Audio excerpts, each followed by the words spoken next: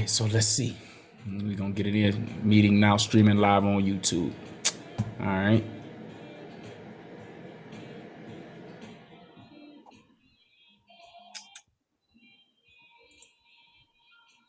I just saw it pop up for me, so I can get the link from your pop-up. Okay. But if you can get it from there, you know what I'm saying, then that'll be good too. And then you can share. Yep. And I'll share it in the other apps. So we here. Meeting now, streaming live on YouTube. Mute that.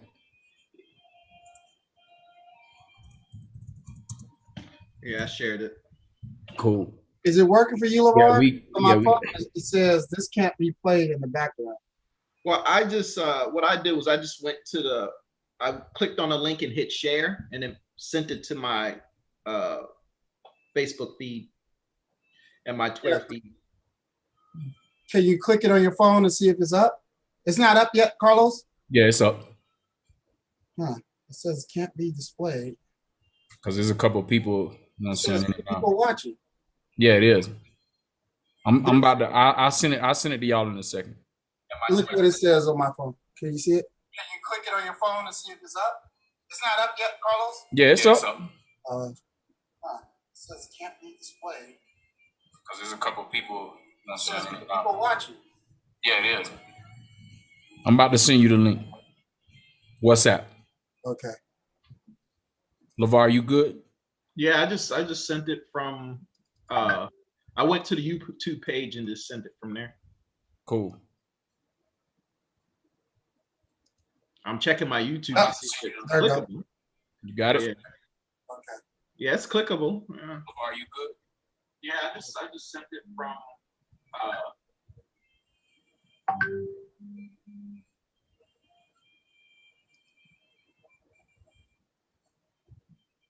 LeVar, you good? Yeah, it's clickable. I sent it, I got a lot of people on Twitter, so I sent it to Twitter and Facebook. So go from there. You may want to turn down the volume so you won't hear the feedback. I got this on the screen so I can see what's going on in the chat. So other than that, yeah, we'll just wait for a few people to show up. There's a couple people in here now. You know what I'm saying? Those couple people that's watching. No, actually, is one of them is me because I got it on the screen. That might be one other person. So we'll see.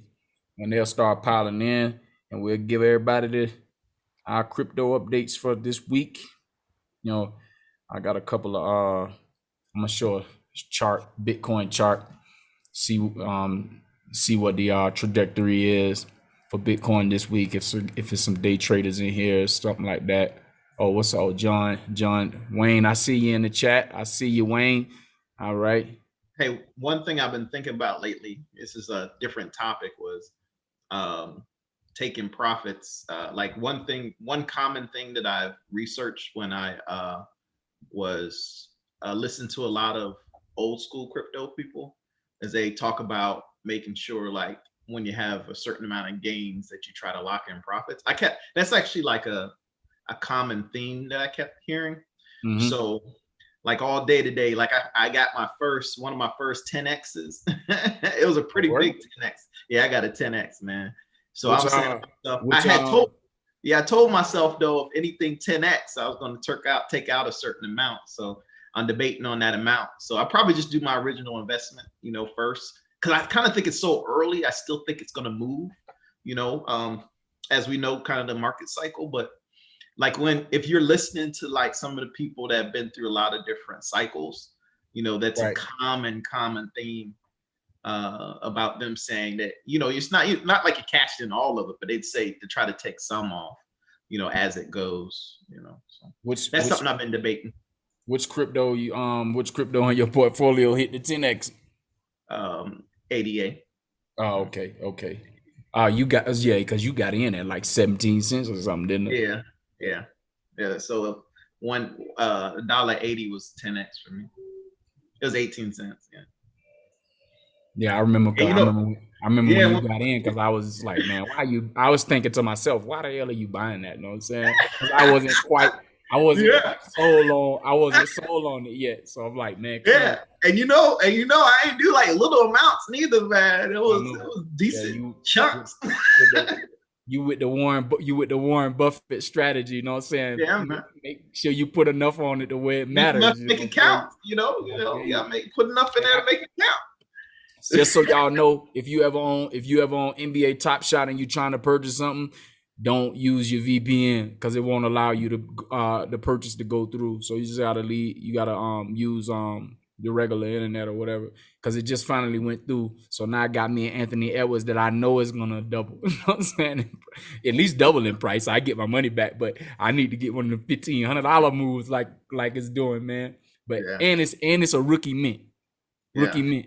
So yeah, he's actually doing a lot better. A lot of those rookies, they really didn't have a camp, and it was a short year, and there's been a lot of injuries. So they never really had a chance to kind of learn before they got in. So a lot of them had a slower process this year. So I'm surprised the Timberwolves too is so horrible. They had the first pick plus 2 All-Stars. It's like, anyway. And they still bad? And they horrible. They were the one of the worst 6 teams in the league. Well, you know what? I ain't tripping. You know what I'm saying? I like Anthony Edwards. And you know what I'm saying? The other dude I like is RJ Barrett. But RJ Barrett, his NFTs is too high. I ain't paying for his right now. You know what I'm saying? Because he gonna be the Knicks ultimately. So, you know, in my opinion, that is. So but yeah, man. Let me check. I'm debating. I kind of want to see. We were talking about the NFTs earlier, like the value on them. I kind of really think, like when we were talking in the chat, and somebody mentioned it. I really didn't say it, but I said it to myself. I had said to myself, a lot of the NFTs might be in like a price discovery because it's so new. Right. You know, it's like they don't really know how to evaluate them because there's no history. You know, there's no necessary history on them. So a lot of the NFTs, I believe, is in a price discovery. You know, so once they kind of know what the market is, the market will dictate, you know, what the price is going to be, the intrinsic value and stuff. I just think it's all of that stuff is so new. It's just in price discovery, personally. That's doubt. One thing I think about when we were talking about it. No doubt. Well, shucks, man, we'll go ahead and get started. We only got a few people in here. You know what I'm saying? And we can go ahead and start moving it. And I guess everybody come in as they do. And, you know, and if they don't catch it on the live, then they'll just have to catch the recorded part of it. You know what I mean? Right. So I definitely make sure I send that out. But anyway, for everybody that's out there listening, thank you for tuning in to Crypto King live on the weekend, live at 5. You know, we just I wanted to do a live and bring in a couple of people so we can have a conversation about a couple of crypto projects that's ready to be purchased. Well, excuse me, not ready to be purchased, but that's out there that you should consider to purchase for your portfolio. And both of the guys you see here, LeVar and Cecil, you know, real good friends of mine. And, you know, they're just as deep into crypto as I am. And hopefully today we'll be able to bring you some information that'll be satisfactory in helping you do your own research and helping you to determine what it is that you would like to, you know, add to your portfolio. So today, on today's episode, we're gonna highlight a couple of projects here, and one of them is OMI. And both of these brothers here, they have extensive knowledge about this NFT project. As you heard us, you know, talking about NFTs prior to us getting started, and hopefully we'll be able to bring some pros and cons about this particular project, Ecomi, in the VV app. OMI or OMI is the token. And, you know, you should be able to have enough information to consider if you want to add this to your portfolio. And at the end of the show, you know, I can give you a conservative price target based off of, you know, the chart that's already out there. And as you know, this project is under a penny right now. So, you know, we want to put it in front of you so that way you have a good opportunity to invest in it while it's down at the ground level, so to speak. So without any prolonging anymore, you know, I'm introduce the panel to you, LeVar and Cecil. They'll give a little bit about themselves and then we'll go right into it, man. So whoever want to open up, I guess, LeVar, you can go take the show and then Cecil follow up. Hi, everybody. Thanks for having me on, Crypto King Carlos. You know, it's always a pleasure. You know, I just like talking about crypto. You know, as I spoke about in the past, it's just something that combines two different things that I really like: IT with finances. You know, I have a little bit of finance background, and it's just right up my lane. You know, so I just like talking about it, researching different products, And for me, it's just we're in the beginning of a whole new era in a movement in finance, and it's just nice to find something and be in a lane where you know something's going to be powerful in the future, but also be in a position, you know, from budgeting and understanding where it's at to capitalize on it. So, but I appreciate it, and it's always good to talk. Nice. Well, good to have you, LeVar. Next up on the deck is Cease, or Cecil, and we'll let him tell a little bit about himself. Hey everybody, Cecil Grimes, California native. Been investing in crypto mainly this year, a little bit of last year, not much though. And you know, it's been an everyday thing. I have an extreme love for it, like Carlos and LeVar do, and just here to share the knowledge. You know, each one teach one. We all trying to get better while we on this planet called Earth. And go learn some good things today about Ecomi. It's one of my favorites. Definitely. Well, certainly glad to have both of you guys on the show with me today.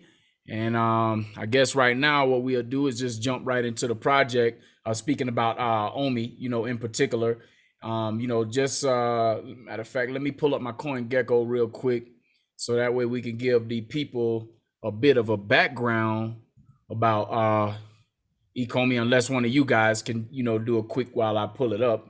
I let this Cecil's baby right here, so I'm gonna go ahead and defer to go ahead and defer to the master when it comes. To all right, Cecil. Well, there it is. I have my CoinGecko up. You know, it was I got it up real quick. I had this image of Cecil. You ever seen Life with Martin Lawrence when they pull up the baby and the baby look like oh. Who baby that right there? That's Cecil's baby right there. There it is. That's Cecil's baby. Cecil's baby. All right. Well, right now, so we'll let Cecil go into the project from the beginning parts of it. But just so you know, OMI is or Ecomi. That's the name of the actual project itself. Ecomi, and OMI is the token that you will purchase on whatever exchange that you can find it on, or swapping it in Uniswap or 1inch. So their mission is to create the world's best platform to purchase, protect, collect all premium digital collectibles using the distributed ledger technology. And that's basically saying that blockchain technology where you can go and buy the quote unquote NFTs or non-fungible tokens. And that's what VV is aiming to do, to be that best place. So I'll go ahead and defer to Cecil and let him introduce the project to you in a more in-depth analysis. Okay. Oops. So Carlos basically gave you the background, and I'm trying to get to a place where I'm going to share my screen a little bit to give you more context. I'm a visual person versus the words so much. So I'm hoping you guys can see my screen right now. This is the CoinGecko, which is a place to do a lot of research. It's also a place to track your crypto that you buy. Currently right now, as you guys can see in the top right corner, Ecomi is 1/2 of a cent. 1/2 of a cent. And I want to emphasize that because once we show you all the different pros and even some of the cons of Ecomi, remember right now it's only 1/2 a cent.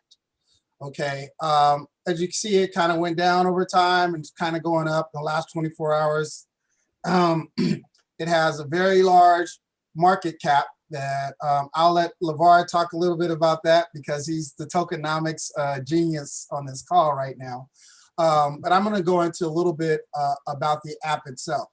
So Ecomi has an app that you can put on your phone and iPad called VV. The VV app, let's see, I hope this shows. Nah, it's not. I don't think it's showing because it got a little orange thing. Let me make sure I share my whole screen. Give me 1 second here. Go to meeting controls. Okay, stop share. New share. Here we go. Let's just show the whole screen. Okay. So this is a little preview of the VV app. The VV app has 3D characters, and it's 3D NFTs basically. Non-fungible what is it? Non-fungible Non-fungible tokens. tokens. Okay. So with a non-fungible token, if you guys don't really know much about the blockchain, every transaction is recorded on the blockchain. So everything you see here has basically a number associated with that's stored on the blockchain to show that your ownership is proof that you own this, or if you transferred it or whatever. So you buy these items on the VV app. You see, I got Batman, got 2 different style of DeLorean cars, got Ultraman posters in the back. All of these items cost a certain amount. Now, all of these items that you see are limited items. Okay, so within these items that you see, you can sell and exchange these items, or you could keep them for your own collection. And this is the app that is behind Ecomi, the OMI. So if we looked at some of the collections, excuse me, I'll go back, you're actually able to list it on their marketplace. So it's a button in the Ecomi app that says market, and you see these here, people are bidding on them. This ends in a few seconds. So this item right here is an uncommon item. So they have like ultra rare, which maybe only 27 of those are sold, period. Currently right now, there's roughly over 250,000 people on the Ecomi app.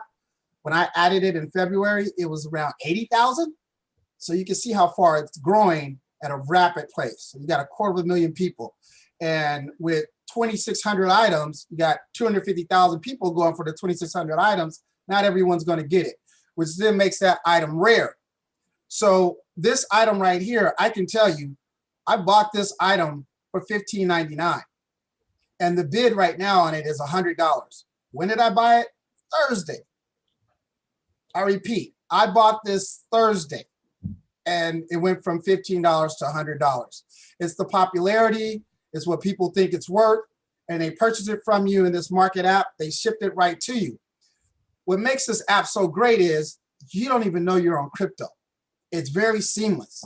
Your bank account's associated with your thing. You buy these gems, which is this blue dot, and you're able to use those gems within the app, just like many things. People use gaming apps and they have to buy units or credits or whatever. So it's the same thing. So it makes it seamless and you're not knowing that you're on crypto. On the other side, within my app myself, there's my name, Cease, and I have 12 collectibles. So I bought 12 different items. Part of those items I showed you on the screen before. And in my wallet, I still have $16, or excuse me, 16 gems and 11.11. You can follow people and this, that, and the other. So there's a big community. There's this feed where you could just post social messages to other people, and they're adding a bunch of things to the app. The app is scalable. At one period of time, it crashed somewhere around March when there was a big auction because they didn't anticipate so many people joining that fast. Now, even with 250,000 people, it is going perfect. When the actions happen, you may not get what you want, but it's out there. Show you something in the near future that they already have built. The DeLorean, I was able to get the ultra rare, but this is called the secret rare. It's going to be less than the 2,600 items that you have. But this secret rare, as you can see, this is the VV app. You can make an environment and the DeLorean car will be drivable. Hold on, so you actually remote controlling your car. Yep. You see the in app? like a live picture neighborhood? Yeah. Down at the bottom, there's the app that you just saw on the screen. Wow. Yeah, that's the technology, yeah. This is ready to go. And imagine if they can do that to the DeLorean car, what other items can they move? Shoot, Michael Jackson, Prince, bring them back. Cadillac, man. One of the beautiful things about Ecomi is Ecomi has licensing.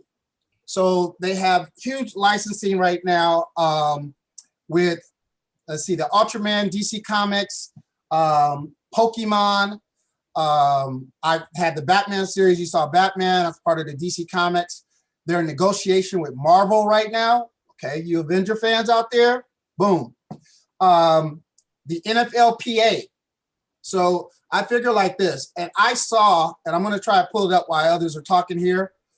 They already have the Marshawn Lynch NFL Ecomi NFT ready. They just haven't released it. But I'm going to pull up some pictures that I have of it while we're talking. If the NFLPA, which they have the licensing with, is able to make money at this, you know the NFL is right behind it, the real live NFL. So there are some others that they have, and I'll speak back again on some of the background of the company. I just wanted to start you off and get you wet with what the application is and what the company is actually producing. Absolutely. Nice. All right. So if a person wanted to, you know, like do more research, what's the website? Where would they go? I think is it VV? Well, I would always start with going to CoinGecko first. You go to CoinGecko. If you could scroll up, Cecil, right there on the right, under where it shows the website, right under the Ecomi name. Rank 119, right under under that. What? Yeah, right under rank 119. It's going to give you all the websites that you need. So the main website is the Ecomi.com. So you click on that. Can you click on it? And it'll take it right there. So anytime you're in crypto, start with CoinGecko, and it'll take you to the official website. And the other reason why that's important, that's great for security, so that you're not going to Google and clicking the wrong link and somebody gives you a fake website. So you always want to start on CoinGecko to get to the official links for any crypto.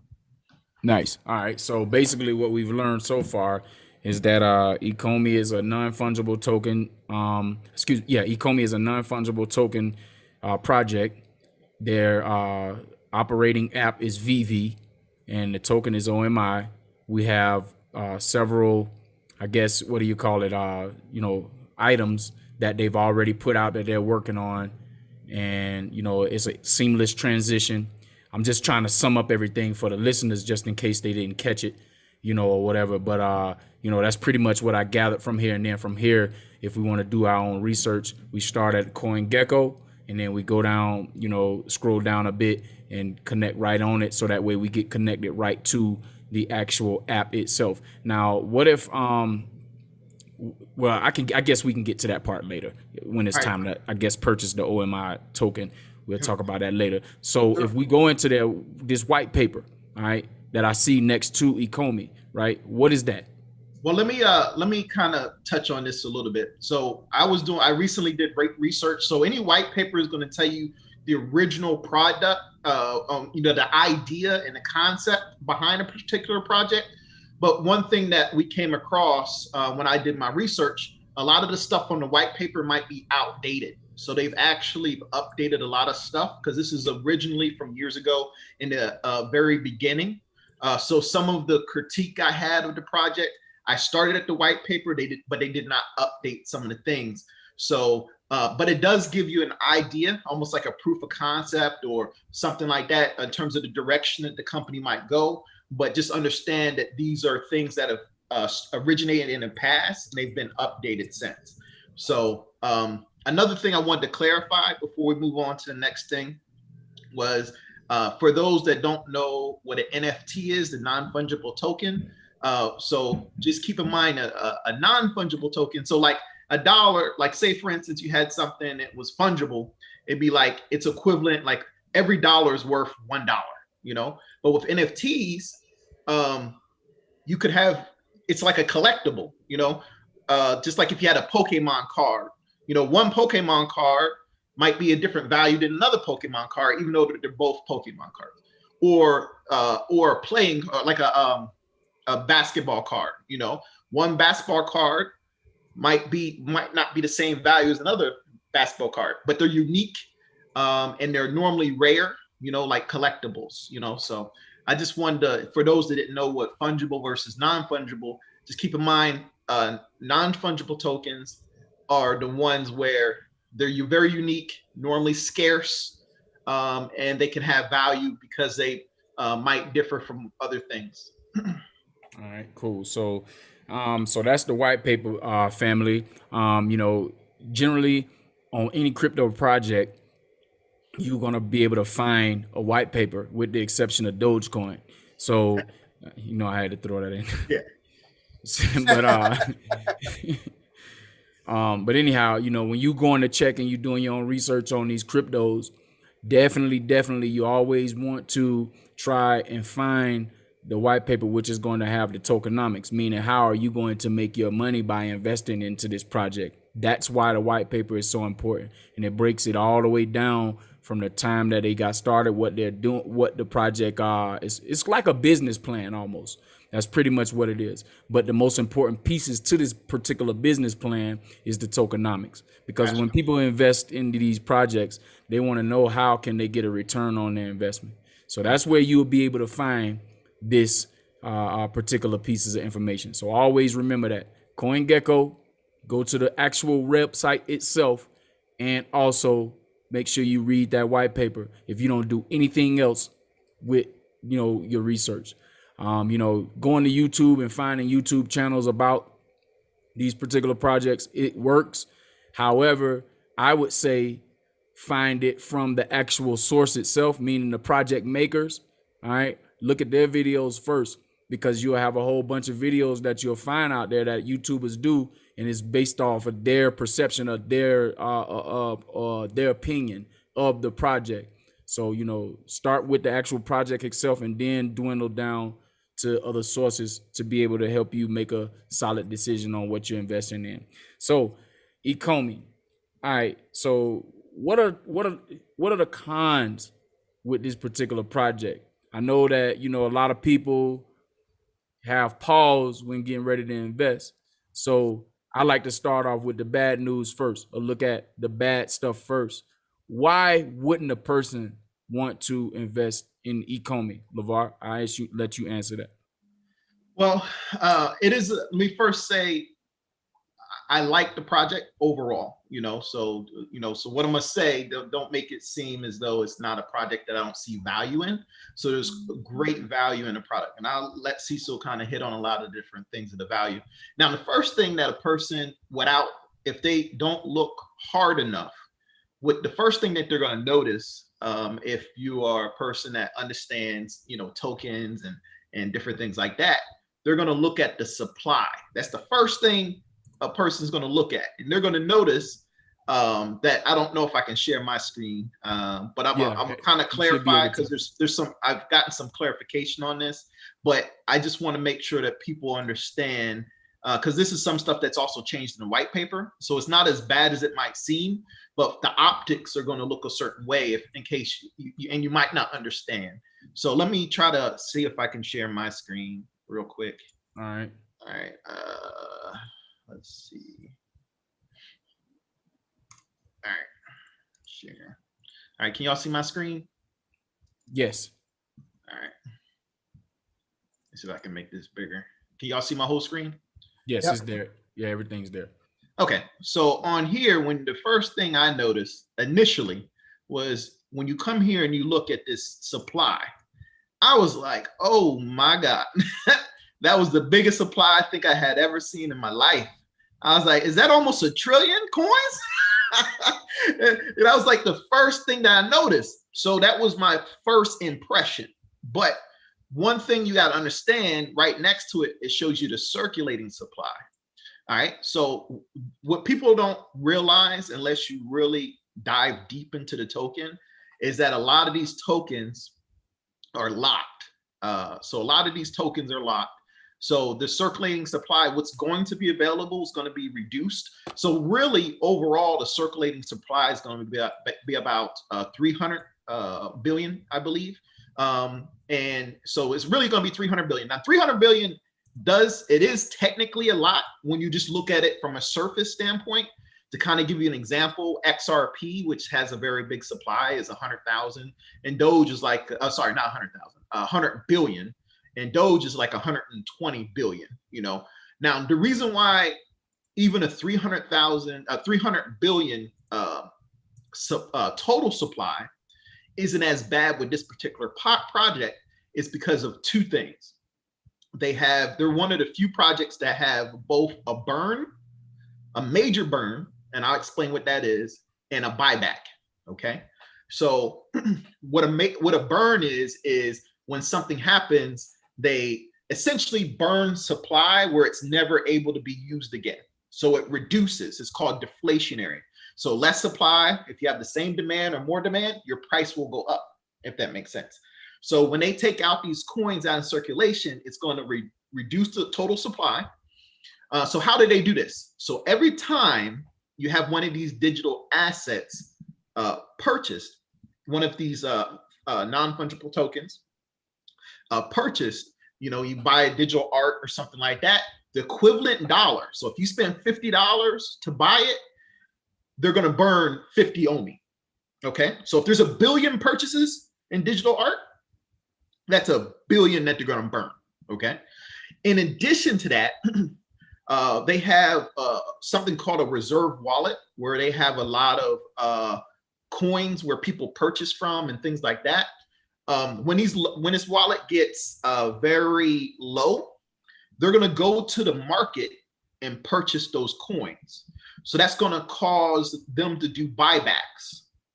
So that's going to also drive up the price when they go and they have to go purchase coins from an everyday person on an exchange or something like that, and they purchase these coins.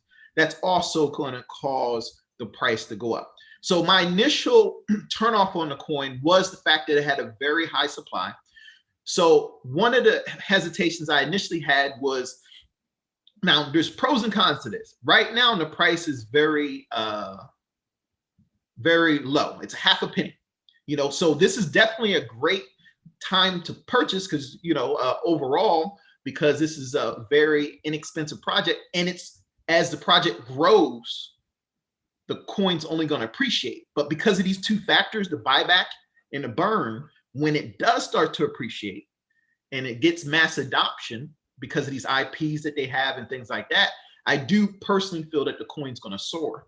Now, another bad thing, just in general. So the first thing was the optics on how much supply there was. So if you don't know any better, you'll see the supply and be like, wow, that's horrible, but there's a reason that they had it that way. So it's not as bad as it looks, but you do need to understand it and wrap your mind around it.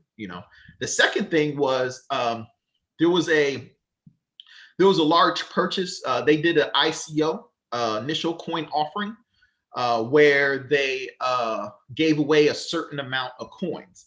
So it is a centralized project. It's not necessarily a DAO or decentralized. It's not ran by a community. Some people might be turned off from that, but it is what it is. It's a regular company using blockchain. But during this ICO, they gave away a certain amount of coins. Now, this number has changed. The original white paper initially said 20%. Cecil might be able to later correct me, because I know we talked about there's been some changes on some of the tokenomics on how things were distributed. But initially in the white paper, they were going to give away 20% to raise money and capital to venture capitalists during this ICO. That stayed the same. Yeah, it's the same. Okay. So the thing with this is, so there's two things. When they did the ICO, they didn't put the people on the ICO on a schedule where they had to restricting them from selling the coin on an open market. So 20% of all these coins, it was like 20% of 300 billion, I believe. I don't think it was 20% of this 700. It was reduced, and then they gave out the ICO number. So it was like, I want to say it was like 20% of a little over 300 billion coins.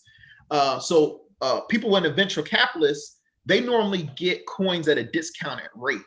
So what happens is, as soon as the coin does like a 100x early or 30x early or something like that, where they can easily get money, return on their investment, a lot of times they'll just go out, if they can, and just dump the market to get those profits.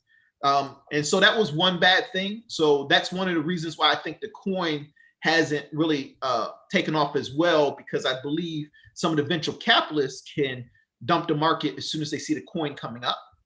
And the last thing I wanted to point out was now buying opportunities. Now, we're not financial investors. I'm kind of speaking from my own mindset, because I am, even though I do have I did have some initial hesitation on some things that I saw after me and Cecil talked, and additional research and things like that. I do believe it's a strong project with a strong team, especially with the licensing. But there's also going to be so 20% went to the ICO. There was another big percentage that was given to the employees. Now, initially, this was supposed to be one amount, but they adjusted their tokenomics to reduce it. So I'm not going to kind of throw out a number. Just know it's a nice percentage that they're given to. I want to say it's less than 20 because it was initially 20, but it's less than that because they reduced it.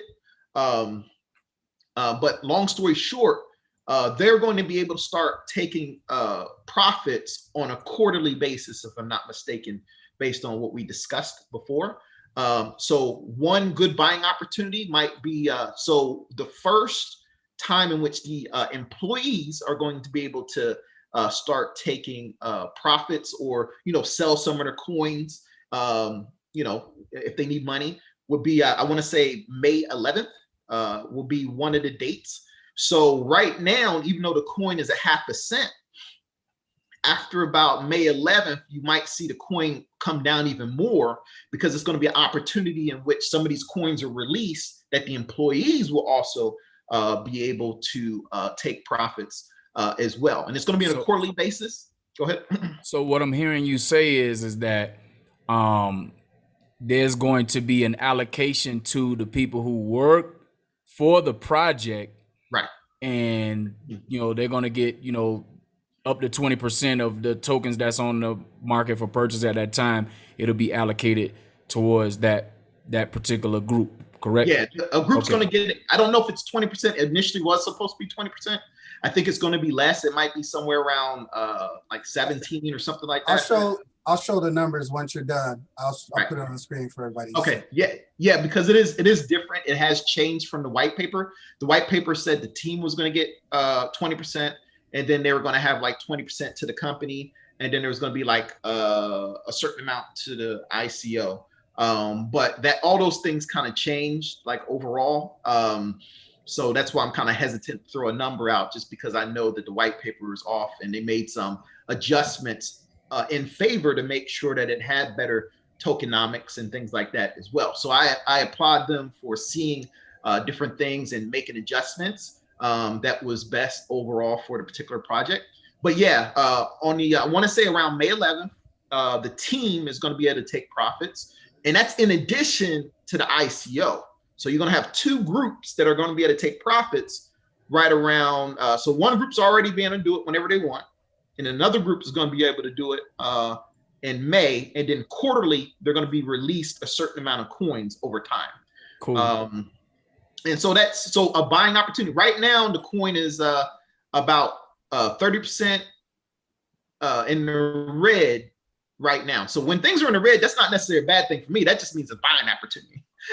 So right. when the coin's a certain amount under its all-time high or a certain amount, I look at that as a discount if you believe in a project.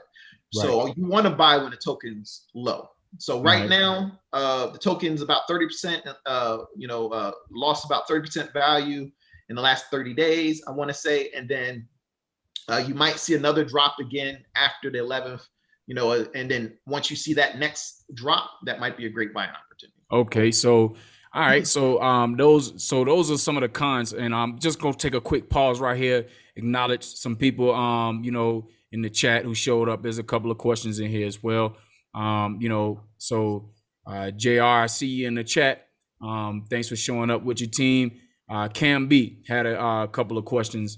So Cam wants to know, what are the best platforms to purchase crypto? I guess that will be his first question. I told him a few in the chat, but maybe you guys have a different opinion, so that way he can go DYOR and see what'll be the best for him. You know what I'm saying? So that's Cam B's question. And the second question he has is about a project HYC. I looked it up, Hycon. This also is less than a penny. I don't know much about it. and I don't know if you guys know anything about it, but I'm just putting it out there just in case you did, because I certainly don't know. But I did say that I would do the research, because anytime somebody bring up a project that I don't know anything about, then I go and research it just so I can be not somewhat knowledgeable, at least on the surface, that is, to be able to let people know if it's good or bad or whatever the case may be. That I see you looking it up. It's HYC. That's what he put in there. It's called Hycon. That's the project.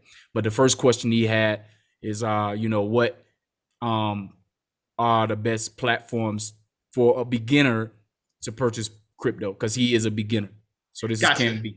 So let me first explain. Get to know CoinGecko.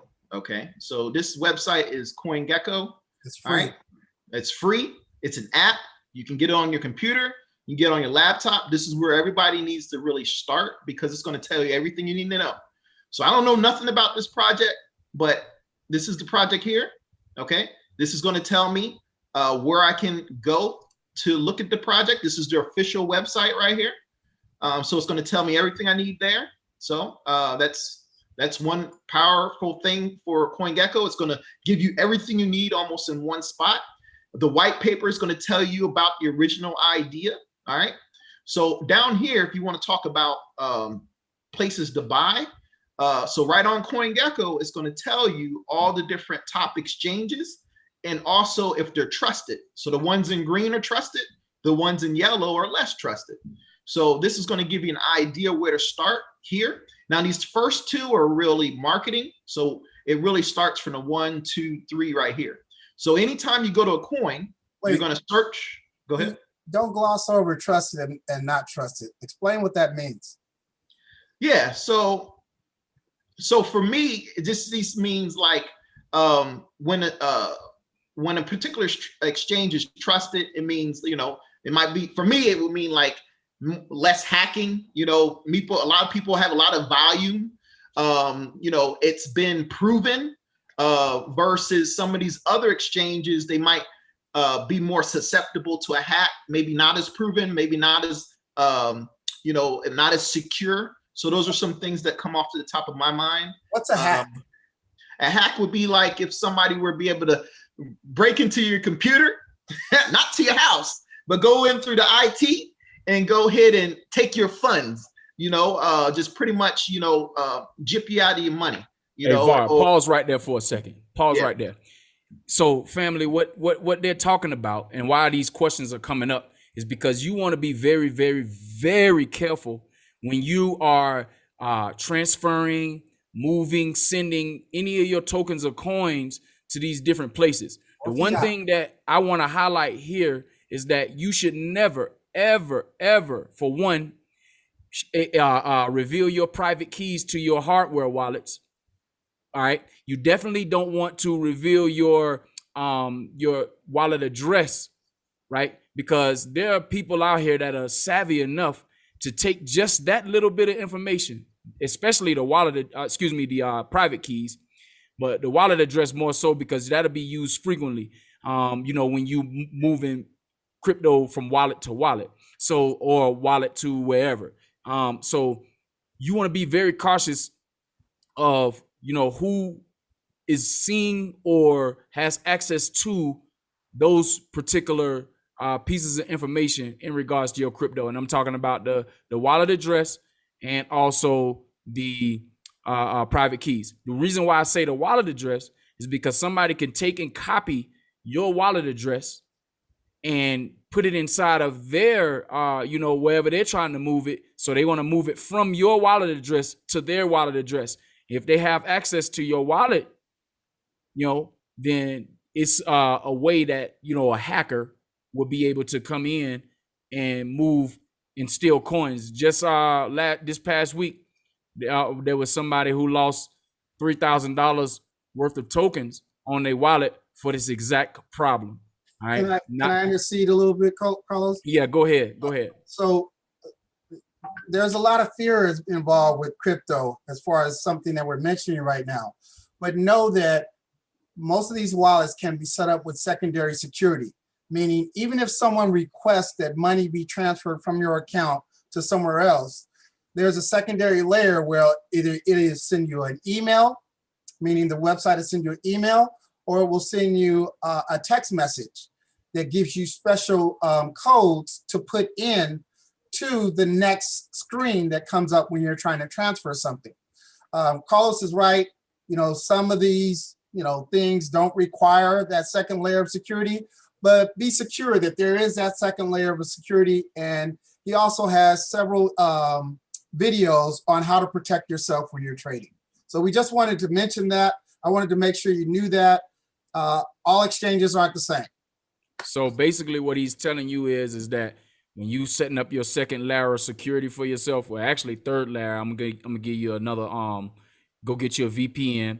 ExpressVPN is a good place. You could go check it out. So that way you can stay anonymous, and it'll be difficult for some type of hacker to come into your IP, snatch your IP address, and then, try to use it to, start moving stuff around, or screen capture what it is that you have going on, and stuff like that.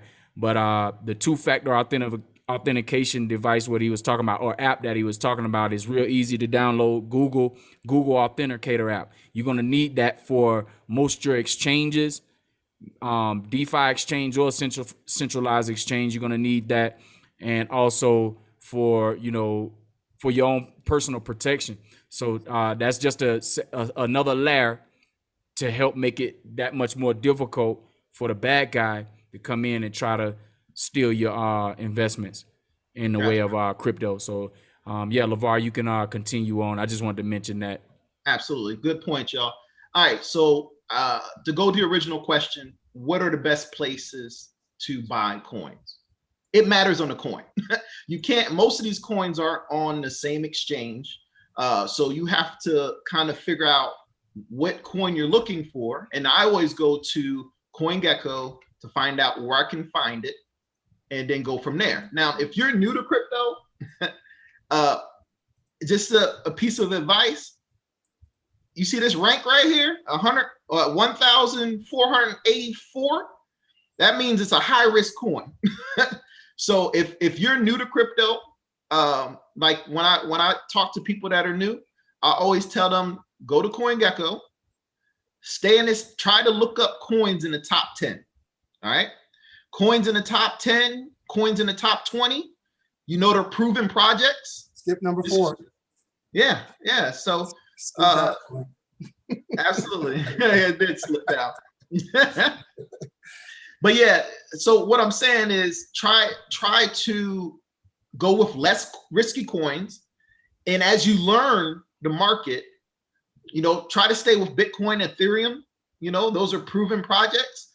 And then as you learn the market, then make other moves. But if you're going to start off with super high risk coins, that's probably a negative. For me personally, I started off with top 10 coins.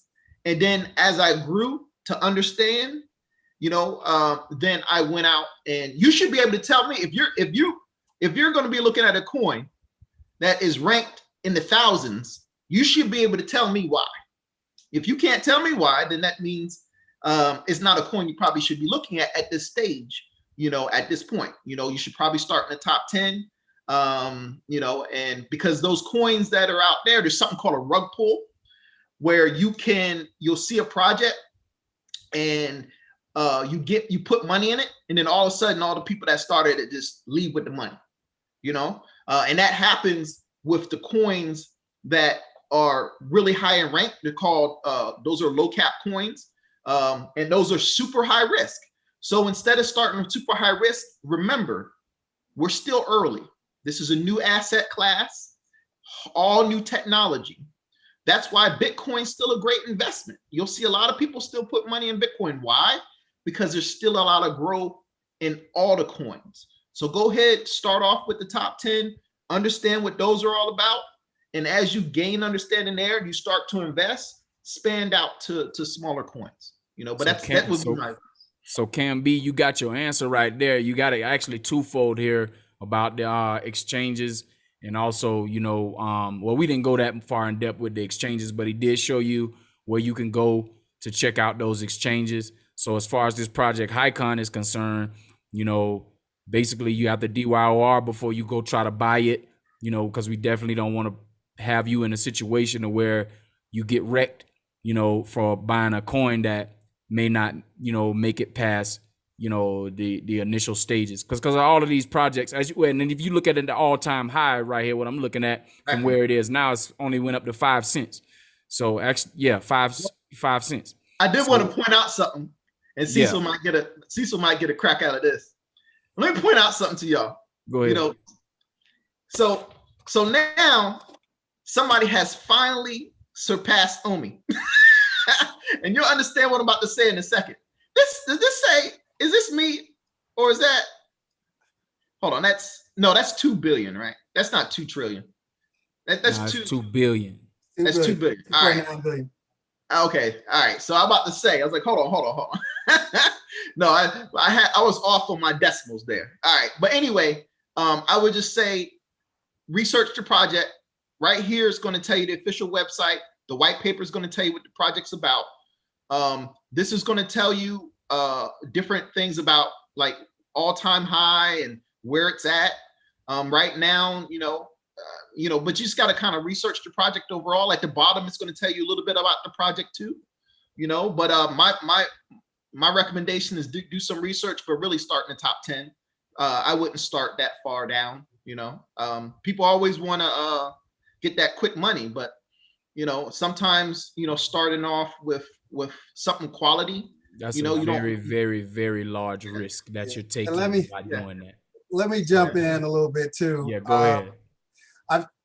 I have a lot of friends that starting to get into crypto and this, that, and the other.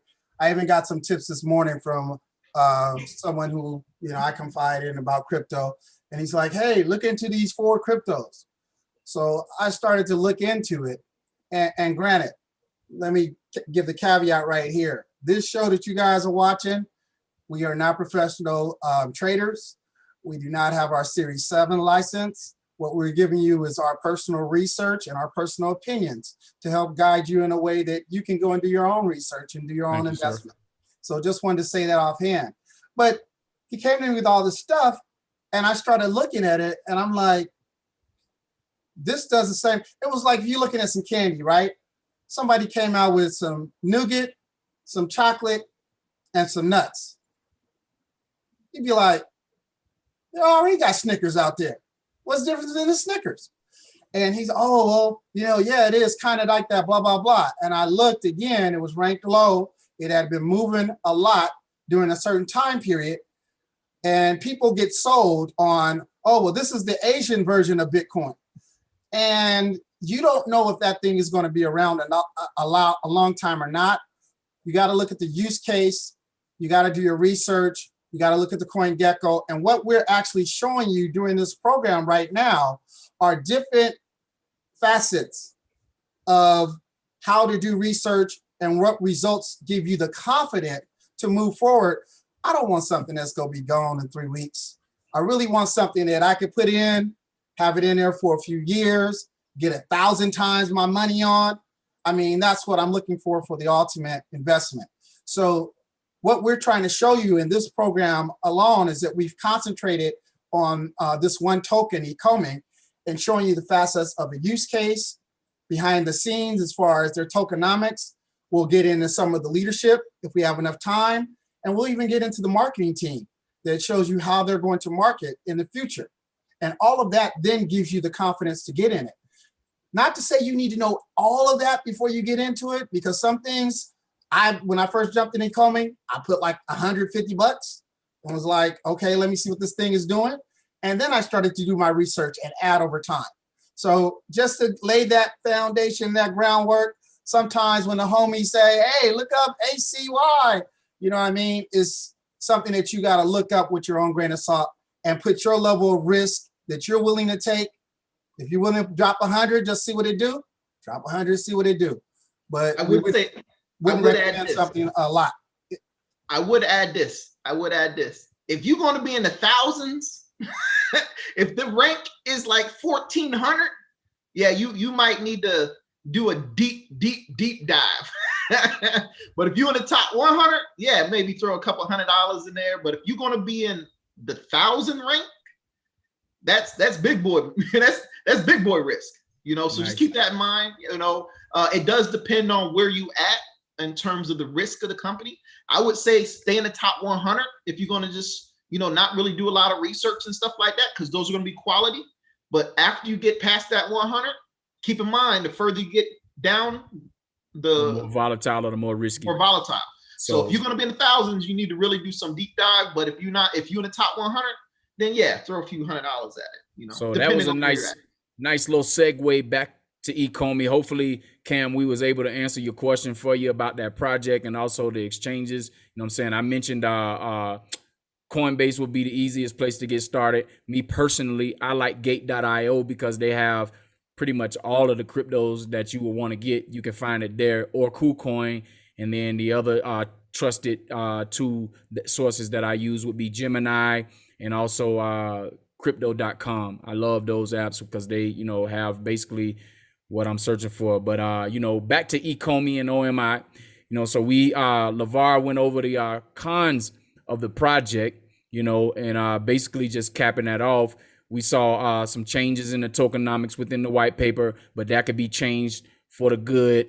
The project is not, all the way finished, but hopefully with the pros that Cecil getting ready to give to us here in a moment, we'll be able to, get a good weighted thought process if we want to add this to our portfolio. So hopefully by the end of the show, we will have given you enough knowledge about eComey. And again, this project is a non-fungible token or NFT project for you to be able to purchase digital assets. And the reason why we're covering this, is because NFTs are a hot topic. And then when the bear market finally does show up, it is my opinion that the NFT market will be one of the markets that continues to rise or make gains within your portfolio. So that's why we want to go over this project. And plus, all three of us, we see benefit in it as well. So, Cecil, I give the floor to you, and you can go ahead with the pros to the project eComey. Sure, I'm gonna share my screen again. Okay, here's one quick picture I took on my Snagit from a YouTuber.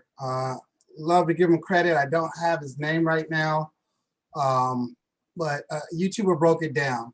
So this is not from me. So when the white paper first came out, when the company first came out in 2018, they started off with the 750 billion, what LeVar was saying, this big market cap. And they're supposed to burn 40%, 300 billion. And that leaves this 450 billion. The ICO, this is the initial investors. They get 20%. That was supposed to be 150 billion, gives you 300 billion remaining. Then business development was supposed to be 20%. So business development is how they get their licensing. What negotiation tactic do they have to go to a Marvel, to go to a DC Comics, Pokemon, Ultraman, NFL? How can they entice them? Well, we can give you part of the company. So they reserve 20% for that 150 for the business development. The team itself, the eComey company, how much shares will they get? So they would get 150 billion tokens. So really it's not they're circulating the 750, they're all assigned to different buckets. Well, now in 2021, some things have changed. They found out when they actually are making a sale that the vault wallet, which is the vault is where they keep all of the NFTs before they sell them, almost like your inventory. They needed to have a certain amount. So say if you were a bank teller, you can't start your teller drawer on empty. You got to have some change in there to give people and that come into the branch. That's what this burn is for. This 41 billion burn is for the vault itself to be able to exchange quickly in between the purchase and the company. This then leaves you where they're freezing. Then they decided we are going to freeze 97 billion of the eComey 750 billion for 18,000 years. That's a very long time, but I figured, and it's approximate, what they found out is that we don't need 97 billion to be out in circulation. So we're gonna freeze it so that nobody can touch it. Now that it then reduces to 750 down to 312. The ICO, they were able to give 110 billion. So yes, Lamar did decrease a little bit from that 150 in the ICO. And then the team itself is now only getting 75 billion.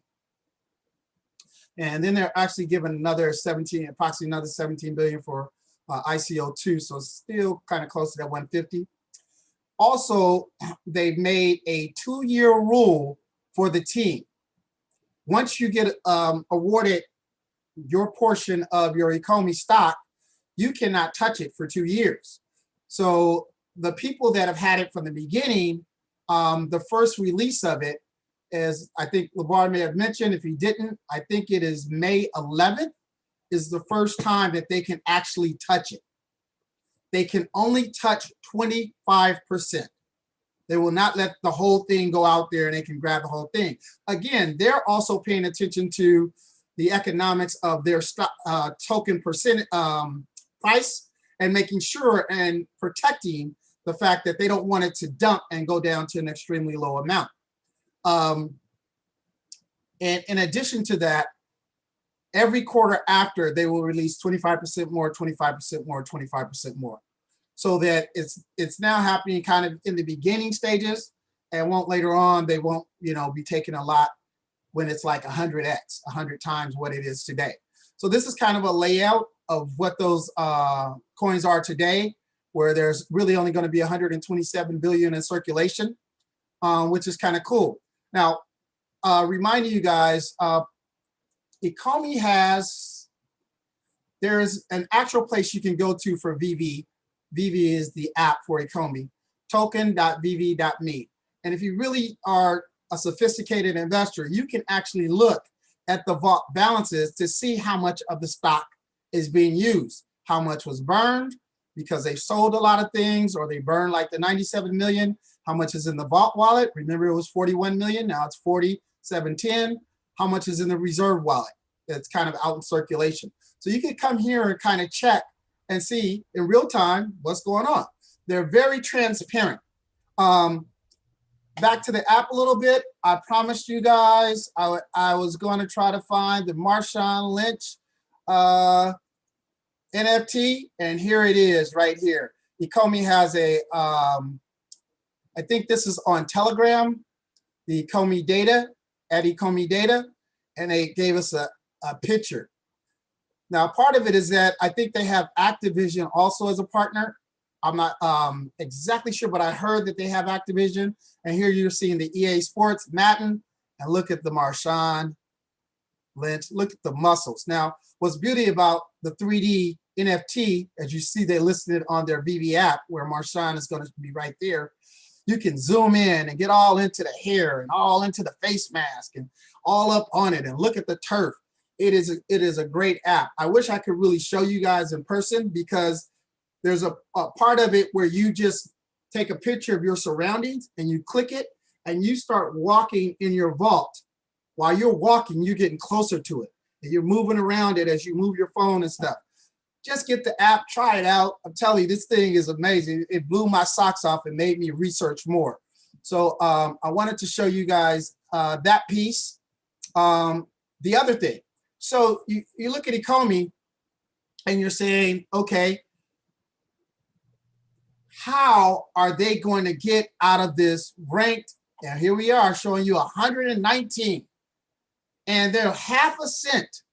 How is this go? See, so how is it one day going to be like even $4 or $5? Well, let me just explain one thing. If you buy Ecomi right now, when this gets to 1.1 cents, you done doubled your money. Just letting you know. When it gets to 10 cents, do the math. When it gets to $1, holler at the player. Is that holler at the player? Okay, holler at the player. I'm telling you, this is going to be real, real nice. Right here's an article on Reddit that shows you that the companies that they have right here, they have one of the biggest marketing companies, and they're going to be supporting the Superman that's coming out. Jurassic Park is coming out. They've already licensed Star Trek. Star Trek, just from the fact of investing in a country, you know how many Trekkies is out there, and they have these Star Trek conventions and people go dressed up as Spock and all that other stuff? oh, the sales are going to be ridiculous. And they are just starting. So you might say to yourself, well, y'all telling me all this stuff, I ain't never heard about it. And I never heard about them too. And I think that's one of the strategies of the company right now. They just got out of the beta testing of their app. They're still refining and making sure people have a pleasurable experience, how the market is going, how they're releasing items. They do have a cost structure for each item and categories that make it more consistent. But before they get out and say, play with the big boys, they want to make sure their stuff is right. And when they're ready to play with the big boys, guess what? I'm going to drop a bomb on you. They just signed Rogers and Cohen PMK. You might say, who the heck is Rogers and Cohen PMK? That's exactly what I'm saying.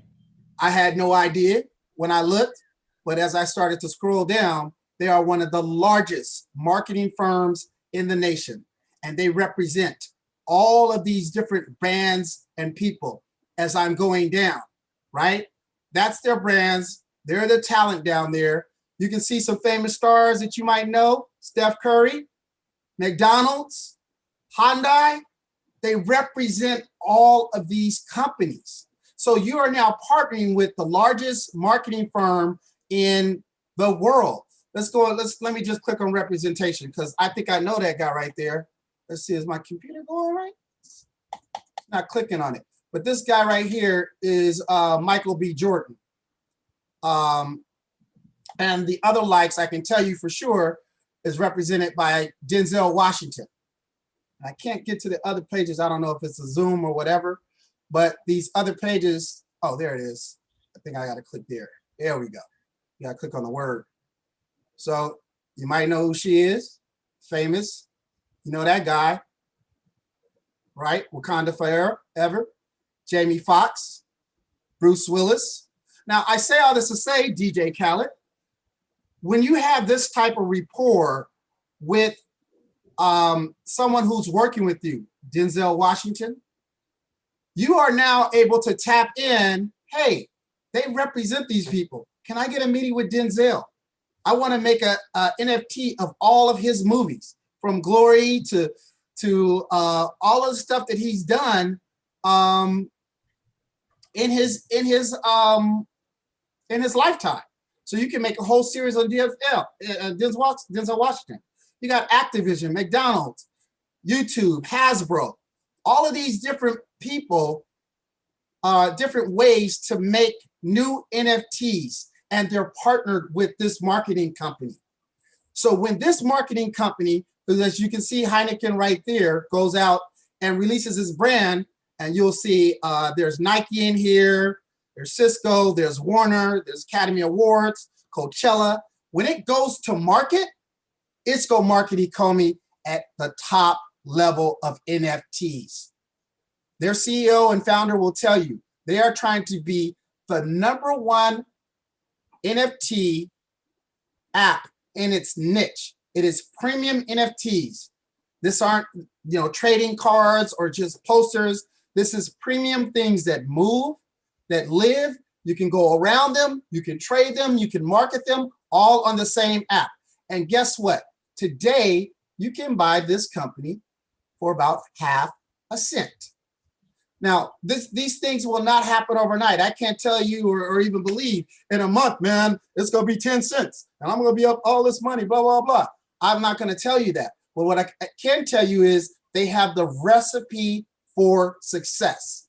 And if you have money to put in there for a long hold, you want to hold this, because when this 5 cents becomes $1, really? Come on now. So that's why I'm sold on Ecomi. There may be some other feedback that you'll hear from the other panel members. And please, in the chat, ask whatever questions you have, because a lot of them we probably also know. Oh, and later on, we're going to go through actually how to buy it. I want to walk through and go through the different sites of where to buy this thing at. I would want to add something real quick. Did you want to say something, Carlos? Nah, go ahead. All right. So he did mention, the marketing team, and it's going to be phenomenal. I do think that it has a very good future, but they are wanting to roll it out slow because they're still trying to get things right. They want to make sure that me and Cecil will talk about it. They want to make sure that they have a good first impression. So there's a lot of things that they're working out overall. I was actually looking at reviews on the project as well.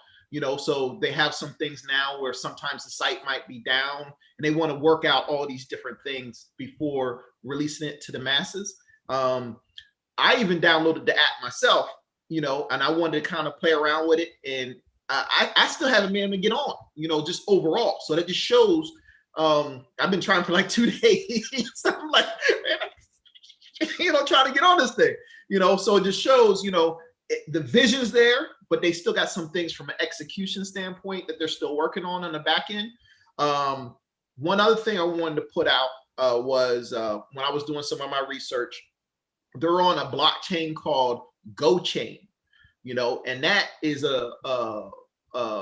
it wasn't something I heard of before. So that also, they might have some things that they need to make sure is running well there. Now, it's in crypto, there's this thing called scalable. So it says that it's very fast. It has low fees and different things. So that's technology on the back end that most people aren't going to really worry about. But those are some of the things that they might also need to be working out on, just to make sure everything's running smoothly before like the marketing kicks in. That was one thing that I initially saw. I was like, what in the world is GoChain? Can I add just a little bit, LeVar? Yeah, go ahead, please. Yeah. So in the beginning, when Ecomi was about to first come out, there was a breach on the Ethereum network. Everybody right now who knows crypto think Ethereum network is gold. It is one of the best networks to be on.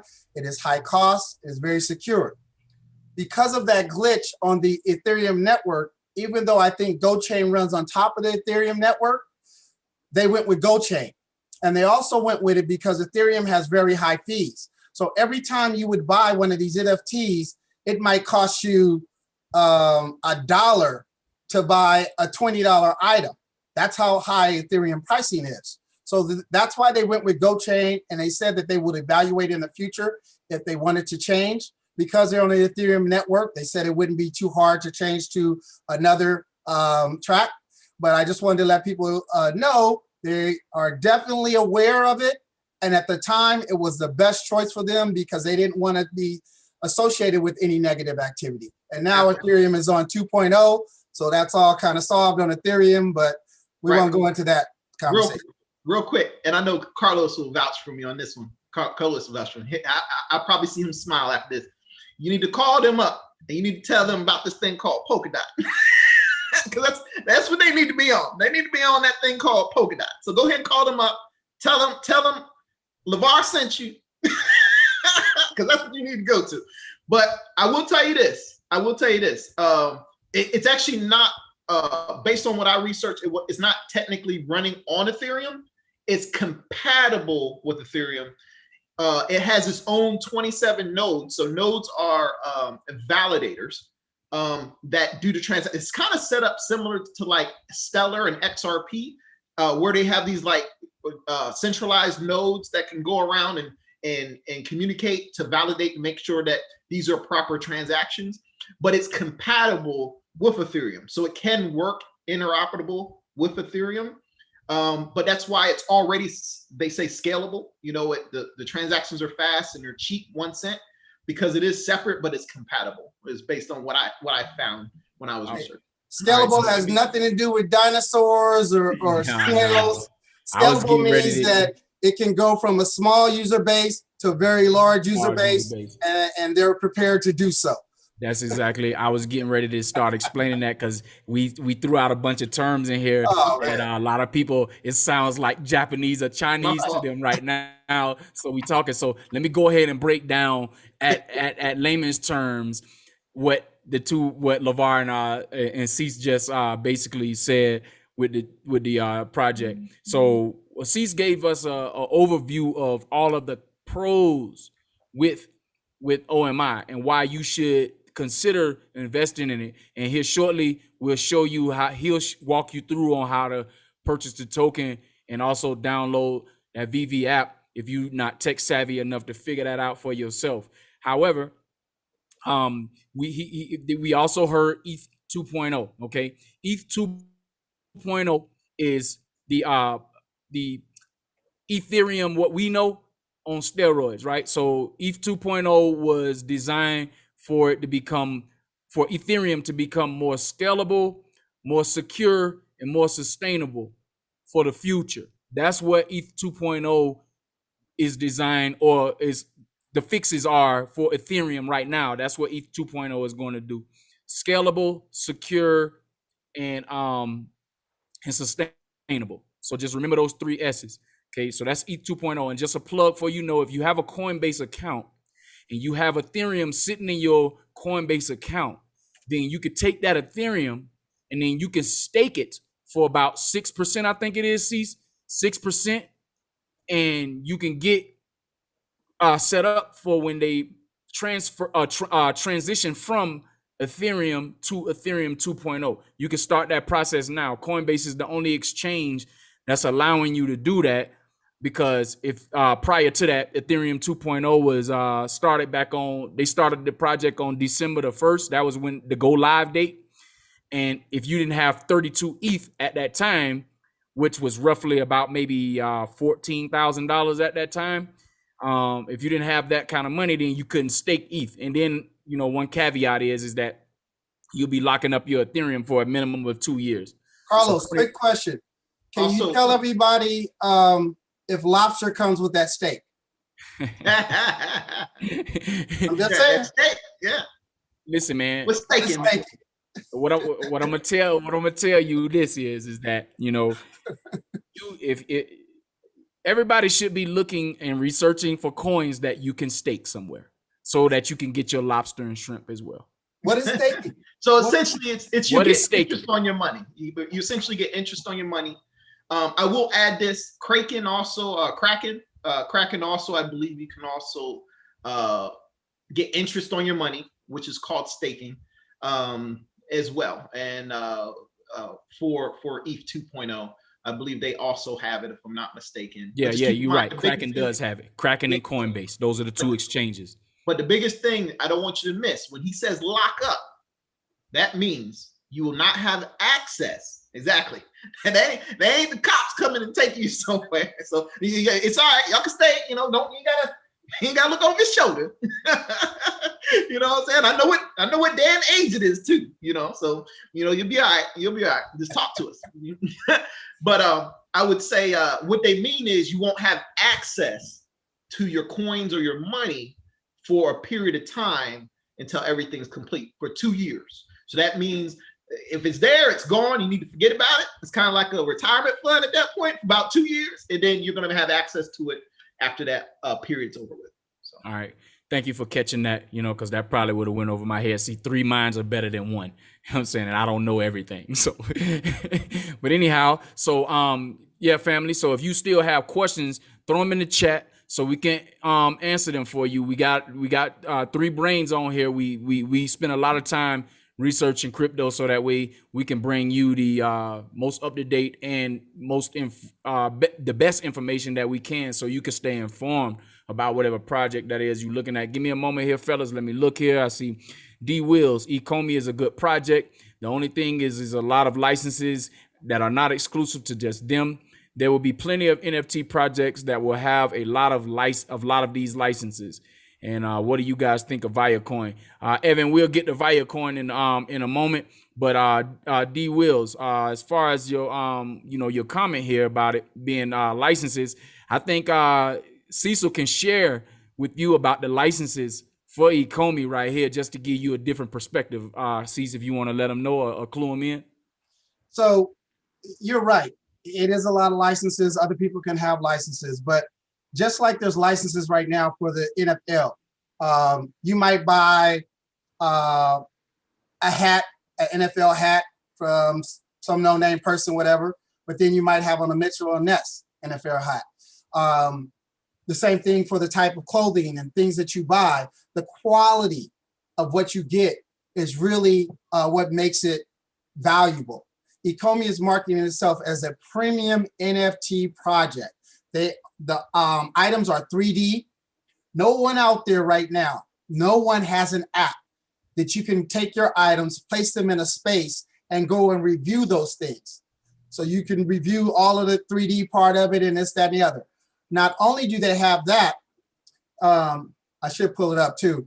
They have the community of Ecomi has been intricately involved in the development. So they have a pricing sheet that they show where when you bought this item, it costs this much.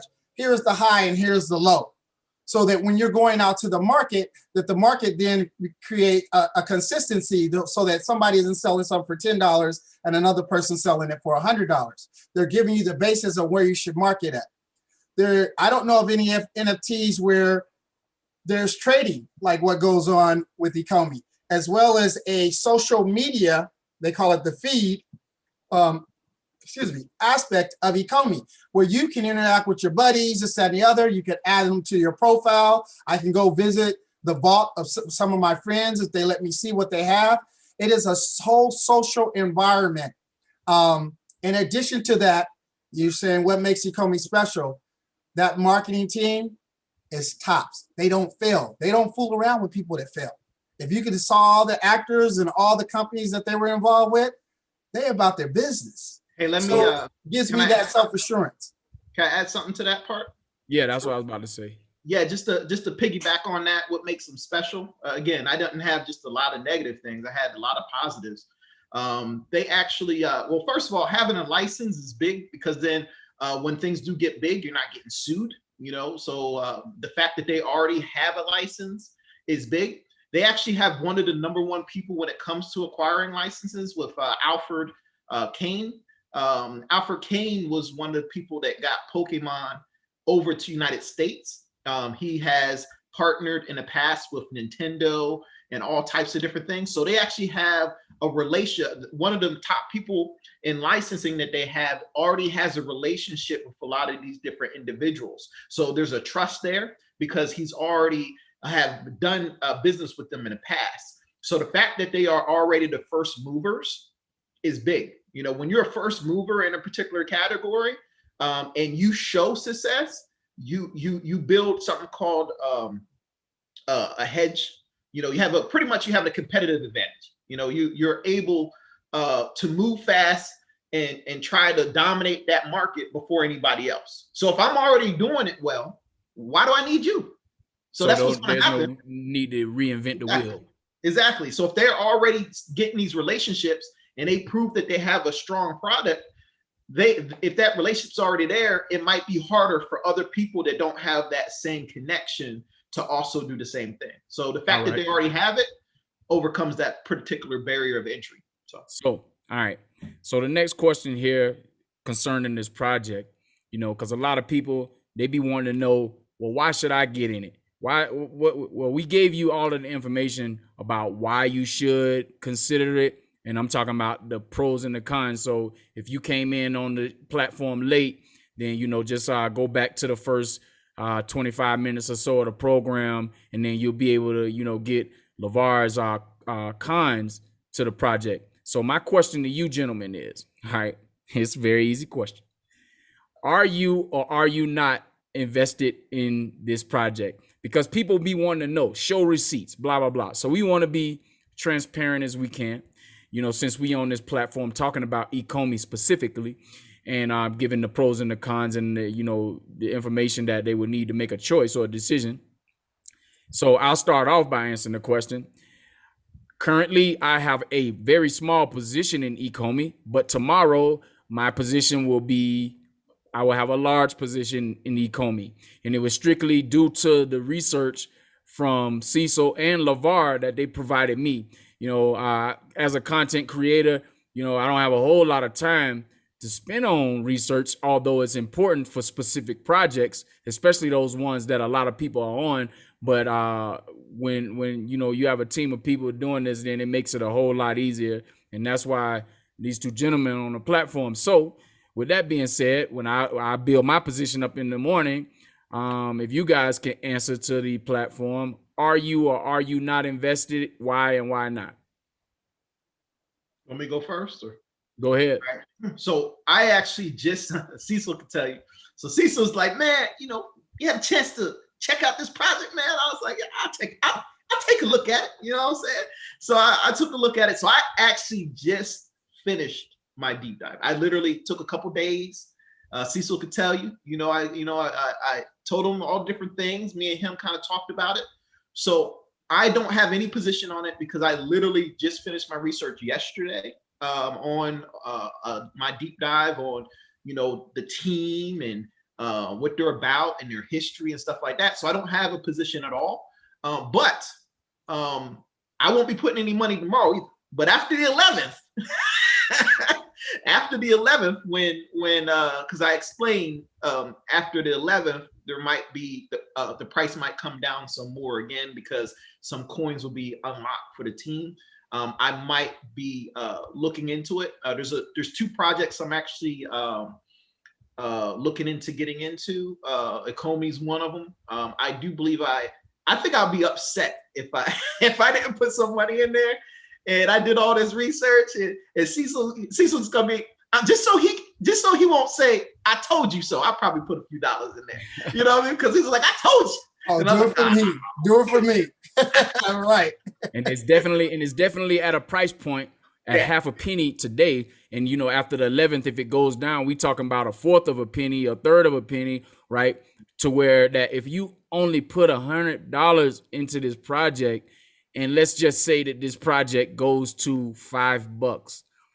If you did the math with that, that's about we talking about almost 10 grand by just going and I'm probably undershooting it, because every half of a penny, if you got in at a half a penny, it flips. So that means that 1.5 cents. If you got in at a half a penny, then your investment is flipped twice already. So if you put $1,000 in, then that's $3,000 that you will have at a penny and a half.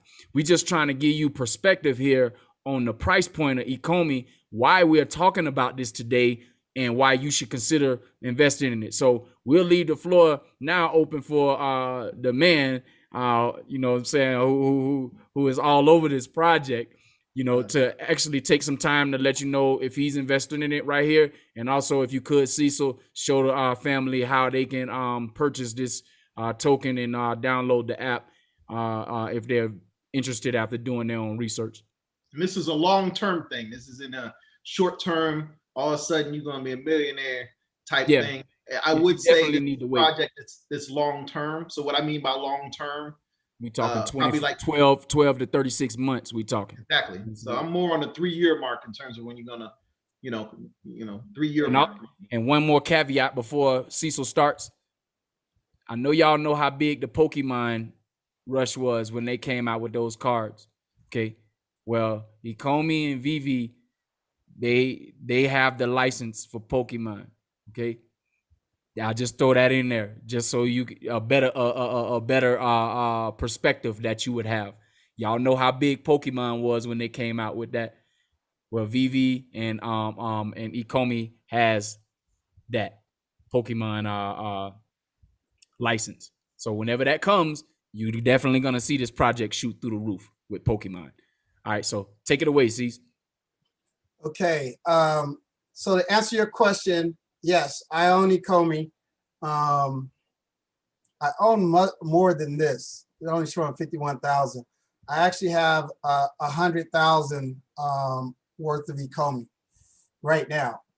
And I just say that right now. A friend of mine has 1 million. And when you look at this, just imagine this getting to $1 per share, even though it's only showing 51,000. It will be the $100,000. So it's just easy math, knowing what you would get. And if this right here is representing, this is also showing USDT, value in USDT. This is not the actual US dollar. So it's worth a lot more than that. But anyway, I have 100,000 shares. I believe in it. I bought it several different times. My CoinGecko shows, this is all the different times and the different price points where I bought it. Recently, I was able to get it at 0.49151. Really love the fact that I was able to get it at that. And I'm just continuing to buy additional shares. So what you want to do to get into Ecomi, it's a couple things you have to do. You'll have to get this Ascend X is from CoinGecko. When we went to the Ecomi and said where to buy it, So if you go down to the bottom to see where to buy it, it shows you AscendX, it shows you Bit4X, shows you Gate.io. Those are different places to buy it. They're all green.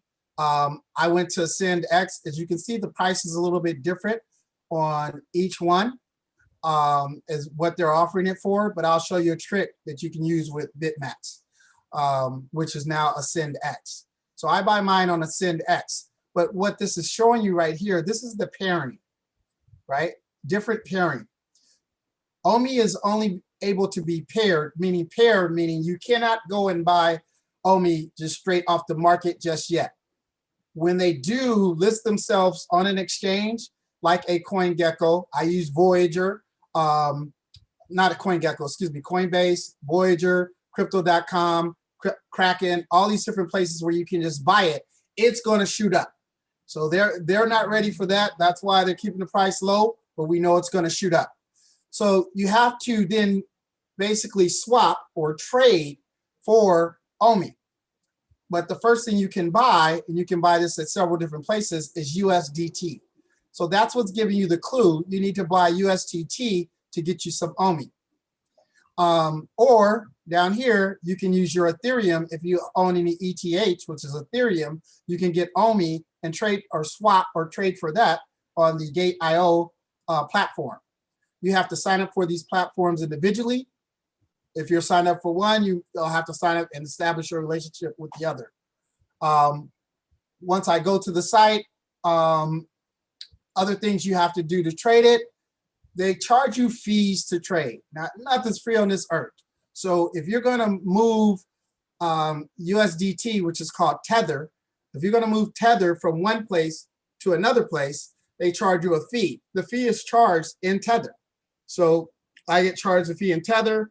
Tether runs on top of the, again, Ethereum platform. We talked about that.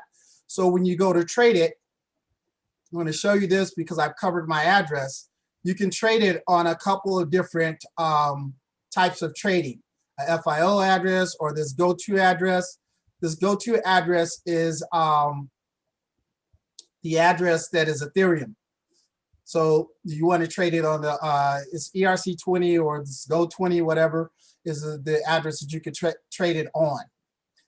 And you'll give them your address. So I want to give them my deposit address because I want the amount to deposit into my Ascend account. So once you create your Ascend account, you can go on the Ascend account, find OMI like this right here. I don't have anything of this GTH. I don't even know what it is, GTH. But even though I don't have anything, because I have this Ascend account, I can click deposit, and then you'll see my address comes up on the screen really quickly, and it gives you different ways to trade it. If there's a different trading platform, Bitcoin, BTC, Bitcoin Cash, or that's BCH, but Bitcoin is BTC, it will list that on your deposit window. So that's all you do is click it, even though you have none. You can search for it. Once you find OMI, click the deposit, and that's how you're able to deposit. On the opposite end, you're withdrawing that from your other account. I use Voyager. I can't show you this on my computer, but you can use Coinbase, or you can use, well, I don't even know if Coinbase sells Tether. You have to find a place that sells. Yeah, they just listed it. Good, because it wasn't listed there at first. Voyager is one of my favorites. They charge you on the back end. They don't charge you to buy it. And I think Coinbase charges you more on the front end than they charge you on the back end, meaning when you're trading it out, they don't charge you as much as Voyager. But you take that on your USDT screen, you'll see withdraw. You click withdraw, and it'll say, where are you withdrawing this to? What's the address? Again, you just copy the address that you see on your screen, clicking that copy button. It's copy successful, and paste it on the other place, the Coinbase or whatever else that you're going to send it from.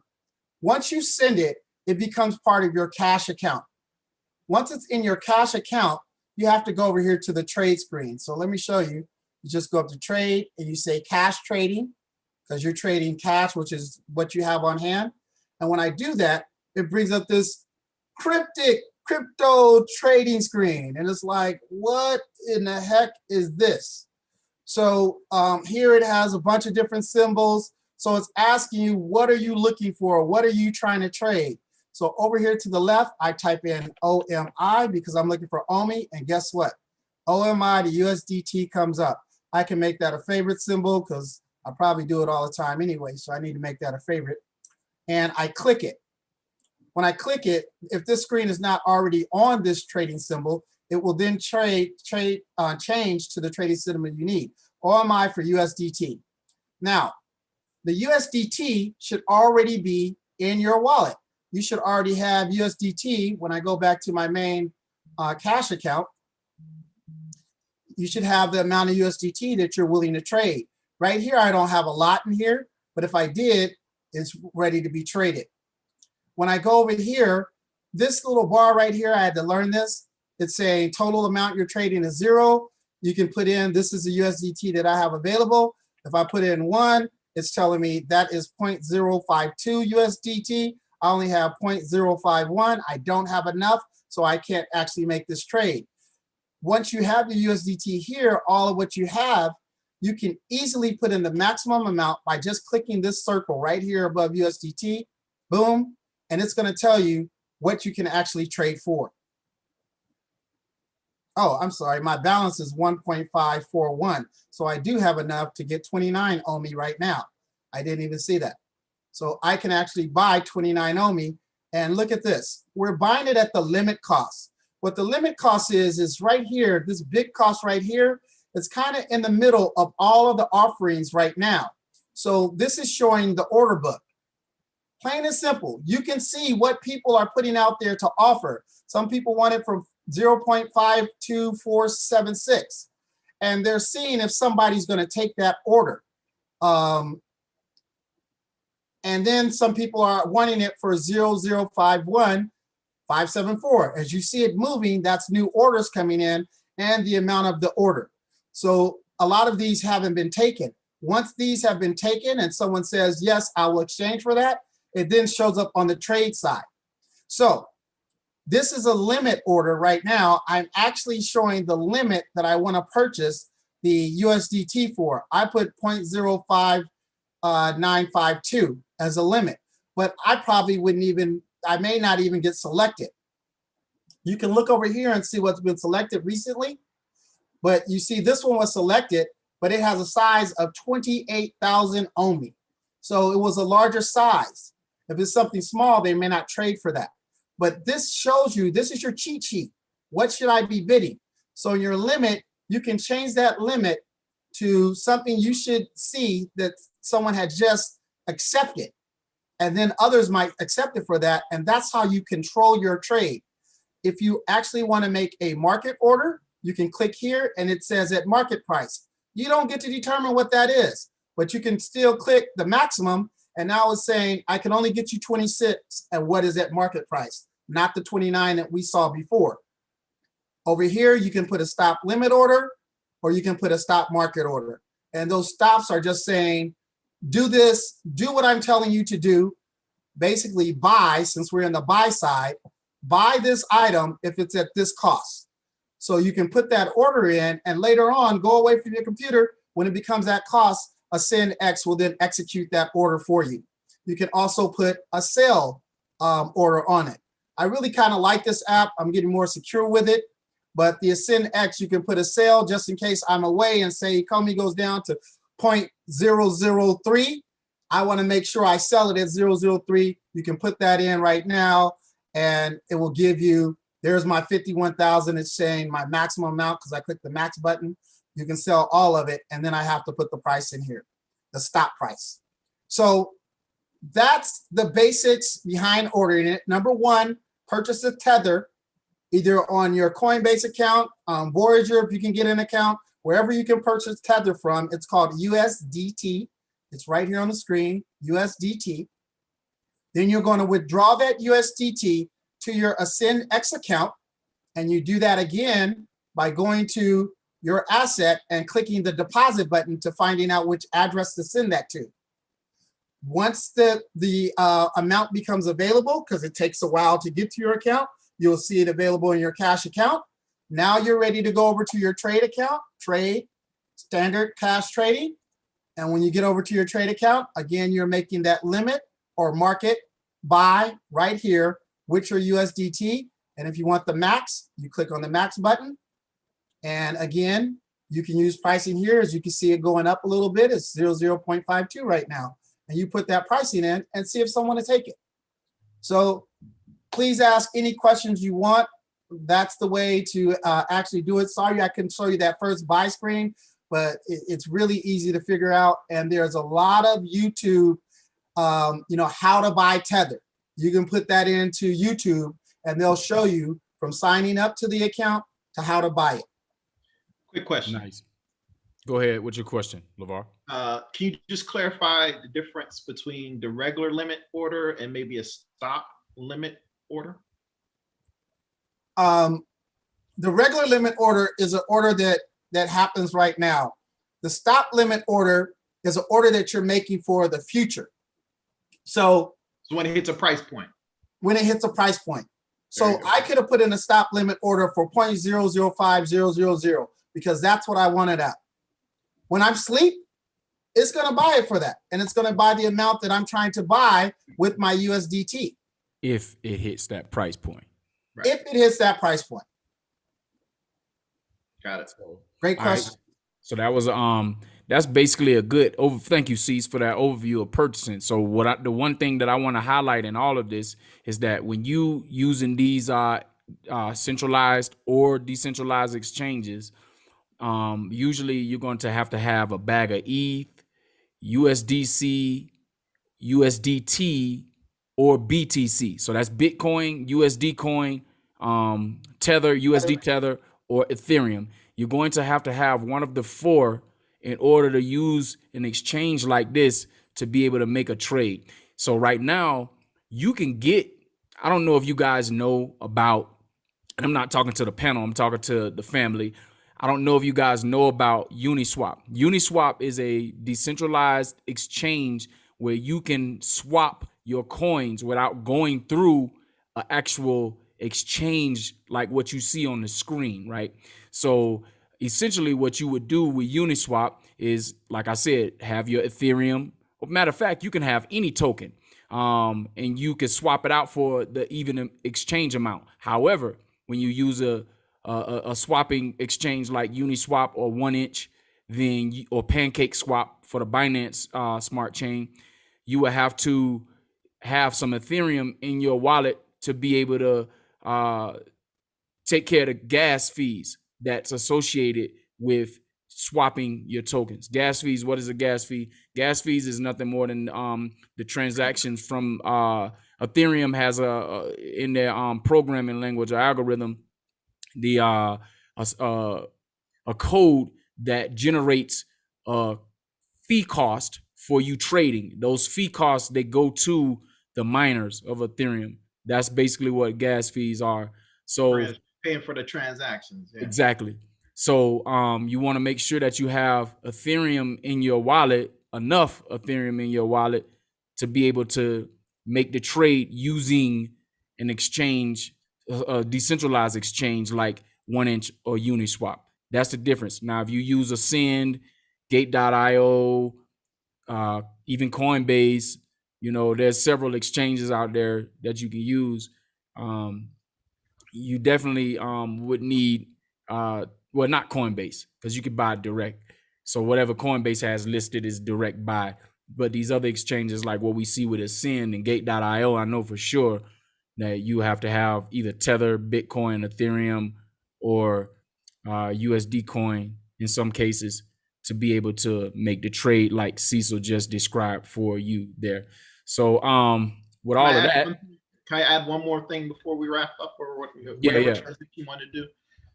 So one of the number one rules when it comes to using exchanges, all right, and this is very, very important.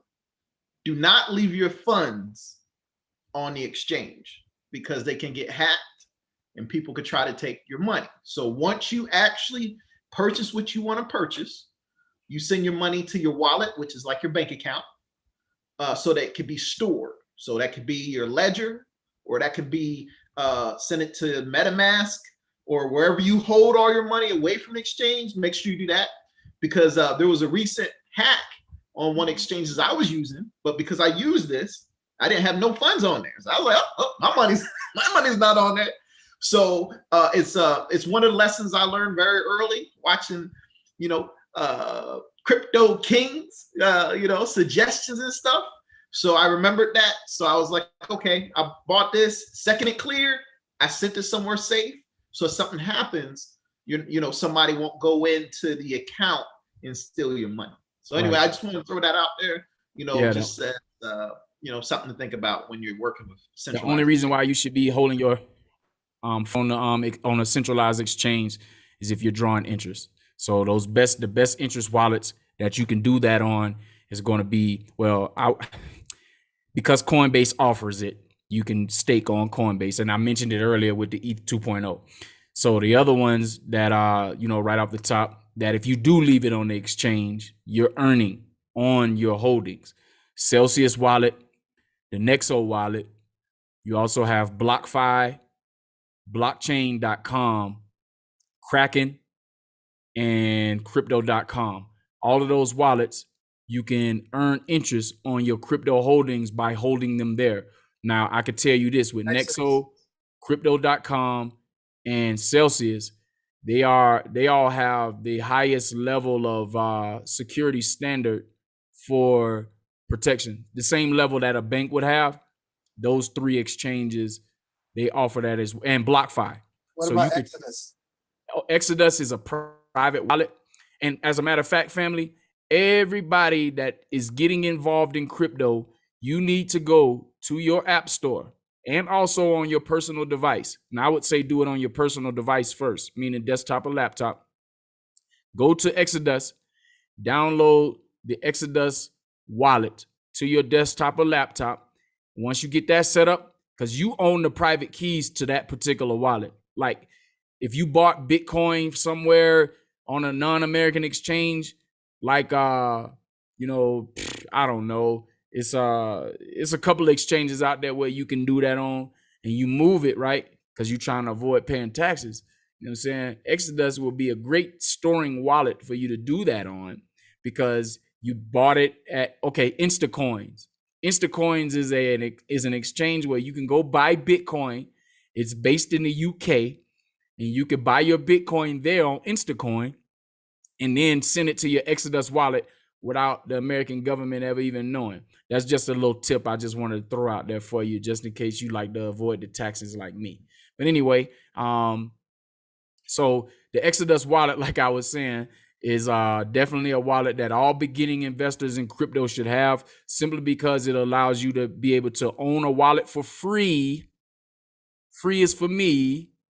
All right, Exodus is free, and you can store your crypto there. And also within the wallet, you can swap for other coins, and there's staking or earning interest on your coins. If you like Cardano, you can stake it in there. Cardano, Neo, Ontology, Solana, which is a blockchain we're going to do another show on later in the future. Also, you have Tezos. There's at least 7 or 8 different cryptos within the Exodus wallet that you can stake and earn interest there. VeChain, one of my top favorite projects. So take a look at that. If you don't have it already, then I see the question that just popped up in there, Charles. What about a DeFi wallet? Exodus is a DeFi wallet. Saying it's not a part of nobody controls it except you, and the makers don't even control it because they don't have access to your coins.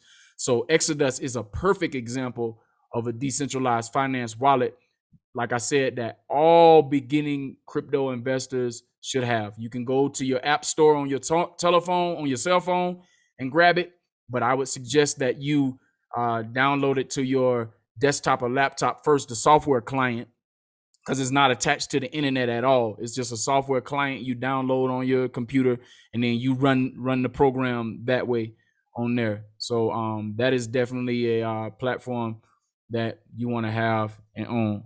Currently, Omi is not a part of that wallet because why? We talked about the VV app, and that's eComi right there. So the reason why I point that out and bring that up is because you'll find that in your crypto journey, there are a lot of projects that have their own app. Case in point, another project that we're going to do a show on us 3 will be Theta. The Theta, that Theta project is a project we'll take another show to do that, because I don't even want to go down that rabbit hole. You know what I'm saying? We'll be here another 2 hours talking about Theta. So, but anyhow, so we'll stop it right there. So basically, get your Exodus. All right. He showed you how to purchase the the OMI Ecomi token. He showed you how to do that. And the other thing I wanted to bring up, since we on the topic of NFTs, all right, is to talk about a couple of other projects that are out there. One not so much an NFT, is more in the gaming space, but eventually I could see them having an NFT platform or working with a project that has an NFT platform. So, just so the basis of this show is all around NFTs, and that's what we want you to get a good understanding. So before the two guests go into the projects that other couple of projects that they want to highlight, me personally, I want to share my screen and show you another NFT project that's not necessarily that doesn't have anything to do with the VV app. However, you know what I'm saying, it's definitely something that you want to take a look at. All right, because you just never know what type of money you can make off of this particular project. Carlos, what project you, a Crypto King, what project you talking about? Well, I am talking about NBA Top Shot. You can see that, y'all. Everybody can see that fine. You can see that fine, LeVar. NBA Top Shot. Yeah, it's not showing yet. It's it didn't come up yet. It's black. All right. Oh, it's showing now. It's showing all right, now. Cool. All right. So NBA Top Shot. You can see this is my basically my setup of I haven't set up my wallet yet. So it's just still on the landing page, and I have a marketplace. But this right here is an NFT marketplace where you can basically go and buy moments from the NBA, the All-Star games, the finals, etc. So tomorrow, as you can see, they're having a drop, and it's rare. Contains 6 rare moments, and the price for this pack is $150. But I'm going to show you why. You know what I'm saying? This is this low price point here, Monday at 2 p.m. So if you want to get in, well, first of all, if you on this call, you most likely not eligible to be a part of this particular drop, because there's certain things that you have to do in order to be able to buy it. See, me right here, it says requirements. You are not eligible. So I'm not eligible to get into this drop, because I have to have a score of 220. A collector score of 220 on this page, which means I have to have a certain amount of moments or NFT moments from the NBA in order to be able to purchase this particular pack, this rare pack. Well, I'm going to be working towards that, because these rare packs, I'm going to show you in a second, when you go to the marketplace, man, the rare packs, you're going to be astounded by the prices you see for some of these NFTs. And these are just digital moments in time. You know what I'm saying? So, and it ranges from $4 all the way up to, let's see, descending, lowest ass descending. So this will put the top. You see some of these NFTs. I like Ja Morant. I really like him. But the only way that I'm going to get any of his NFTs is if I got it in one of these packs. Do you see how much his NFT is going for right now? So it's rare. It's a rookie minted rare. And this is his Top Shot. This is when he debuted on Top Shot with this moment. So let's take a look at the moment so you can see exactly what it is. It already sold for $100,000. This is the NFT right here, right there. Some of y'all might even remember that dunk. You know what I'm saying? But $100,000 for one NFT that already made that kind of money. And then the lowest ask price is $240, almost $250,000, right? And only 2 people hold it. 2 people. That's why it's rare. You see, or ultra rare. And it's a rookie year. It's a rookie mint in its Top Shot debut. You know what I'm saying? So that's a nice piece of digital assets to have, you know. And I can see a lot of people, right? You know, their favorite teams, they're wanting to, you know, get all of the moments for one particular season a year. So imagine whoever wins the NBA championship this year, right? And they have a person who is a collector and they want all of the moments from the players that they can get from these NFTs, and they going at your price. You see what I'm saying? And imagine you got a rare one like that Ja Morant I just showed you, and you commanding almost $250,000. That's the power of NFTs or digital NFTs. I just want to show you. And then I'll show you my little collection. I only have 8 of them, but I have some. You know, one of them I just purchased right before we got on here because I was looking. So right now, I don't have a favorite NBA team, you know, because back in the day, Reggie Miller was my favorite player. So that will put me with the Pacers, but I don't like the Pacers, and Reggie Miller's retired. So I don't have a favorite NBA team. I like players. I just highlighted one for you, Ja Morant. I like how he played. The other guy that I like, it's 2 other guys that I like. Anthony Edwards and RJ Barrett. So I went and found me some NFTs today that was relatively inexpensive that I know is going to go up in price. And Anthony Edwards, this is the one I purchased, right? So you can see it's a rookie year mint. It's a rookie year NFT and it's a minute NFT. So I end up paying basically $33 for this caps all the time, because that's really what it is. But I like this player, and I can see him being an all-star at some point down the line. You know, he's a rookie this year. So I got me a rookie minute for $33, right?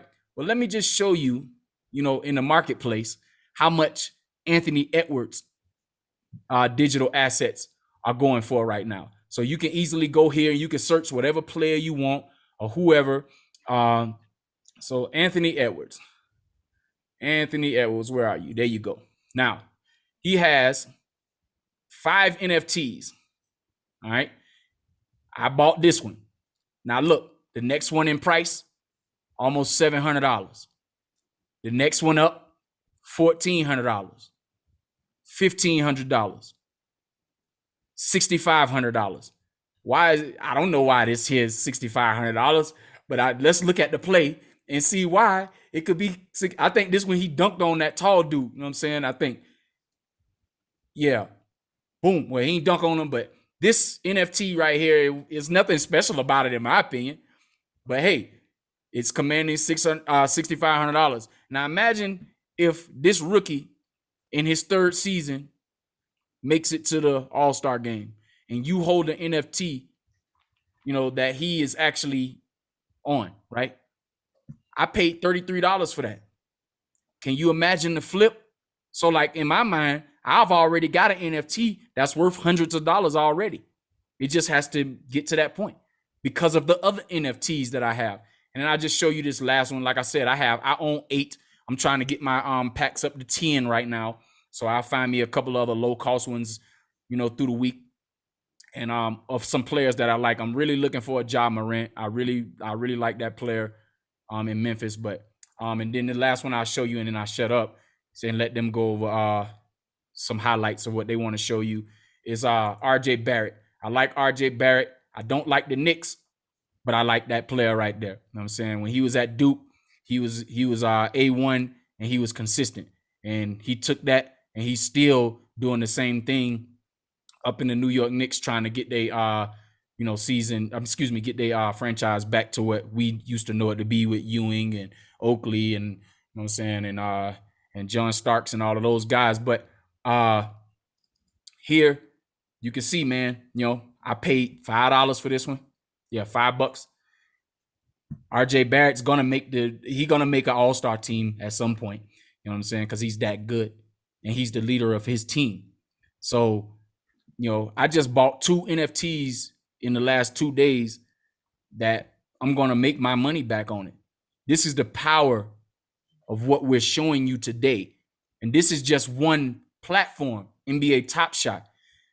These are other I highlight. I don't know if these guys are gonna mention Chili's or Engine or Decentraland or, you know, any of these other you know, apps, excuse me, projects that do NFTs specifically, right?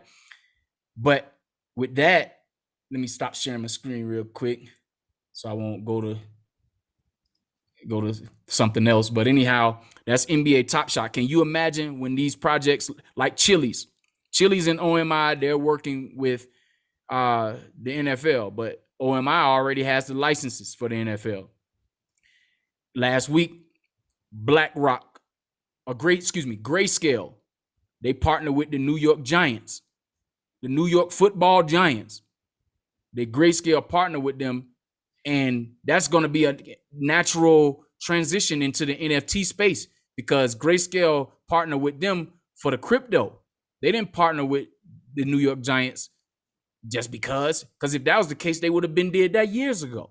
No, they did this because of this NFT craze, right? And they would have rights. Grayscale will have rights to a lot of the NFTs that come through to put on their platform for sale. You see, you got to see it. You got to see the future cast of all of this. Chili's, they were they're tokenizing. They was the first ones to come with the licensing for the UFC. I know a lot of people like watching the UFC. Can you imagine owning a what do you call it? NFT of Ronda Rousey when she got her ass whooped. When she was undefeated. Can you imagine owning that NFT? Really? And what the other dude name is? Anderson Edesina, the dude from Africa. I think that's where he's from. I'm saying when he got his ass whooped undefeated. Can you imagine owning that NFT? Now imagine this. And I'm just thinking outside the box.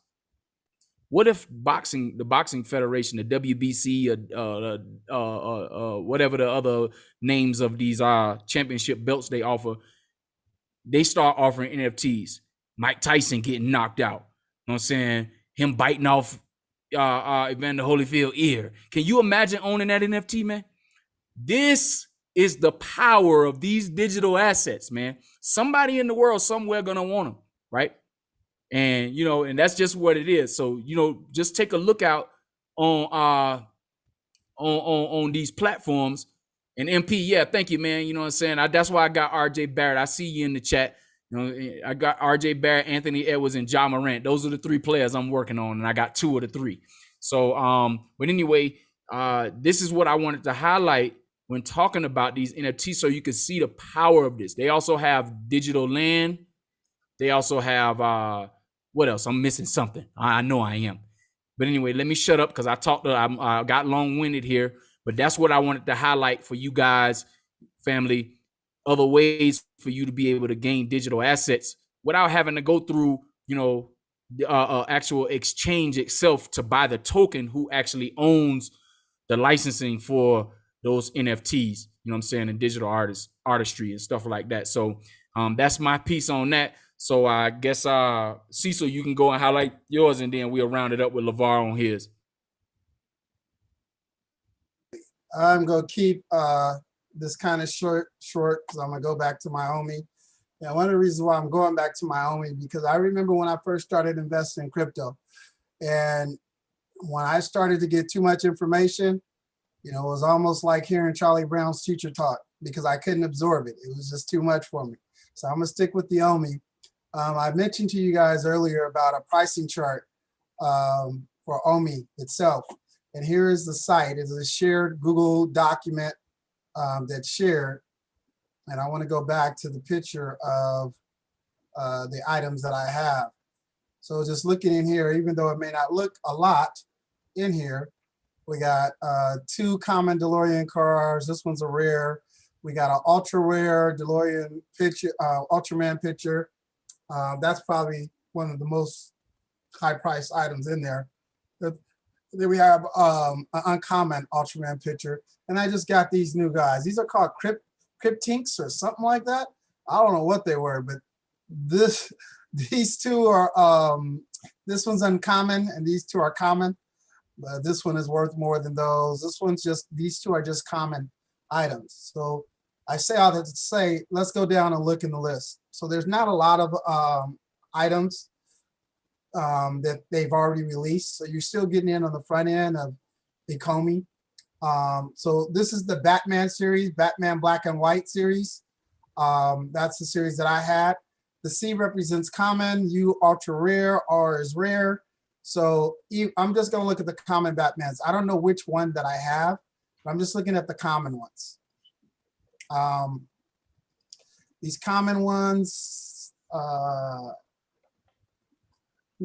this can't. Yeah, okay. Common ones purchased $79.99. This one common was purchased for $59.99. There was another one posted for $39.99. So I'm just gonna take the lowest one. So say I bought that Batman you saw on the screen for $39.99. What is the base price of it selling right now? I bought that Batman probably back in March, and now we're at the beginning of May. It's $150. The premium price, we got $300. So you're probably like, see, so that's not really a big deal. Like, you're right. So let's look at something like one of the ultra rares. These ultra rares where there were only 1750 released for $69.99. You can see the base price is $2,000, and this is selling for $2,000. And 1,700 people, 1,750 people have this, and the high price is $8,000. So if you're lucky enough to get one of the ultra rares, you can see how that is. So I know some of you guys might be thinking, well, I saw ultra rare Ultraman on your wall, or a rare. The ultra rare didn't come out. The ultra rare is the Ultraman where his light up. They're holding that one. So the rare Ultraman was the highest one. It was only 4,800 of those. Right now we don't really. Wait, secret rare. Oh yeah, I couldn't get that one. Secret rare was given to the people that couldn't get the DeLorean. For some reason, the thing locked up, and they gave them all an opportunity to get this one here. And this one was $0 to hit them, but they bought it for the same rare DeLorean price, which could not be more than $99.99. It's $2,000. Ultraman just came out. It was one of the last ones that just come out. So they don't really have a good pricing chart on it. I have to check the market on those. But let's just look at the history of some of the ones that are here. If you're looking at the ultra rares that are here in 1950, they don't even have a price for this. Or, oh, no, this one didn't come out yet. Ito, it didn't come out yet. They released all of them except Ito. Well, here's the rare, $59.99, 800, and 2,000. These just came out last week. As you can see, all of the NFTs aren't going to break the bank. Okay. I wasn't able to get this one right here to 2,800. Again, it's not perfect, but I did get one of these 999s, and I bought two of the 799s here.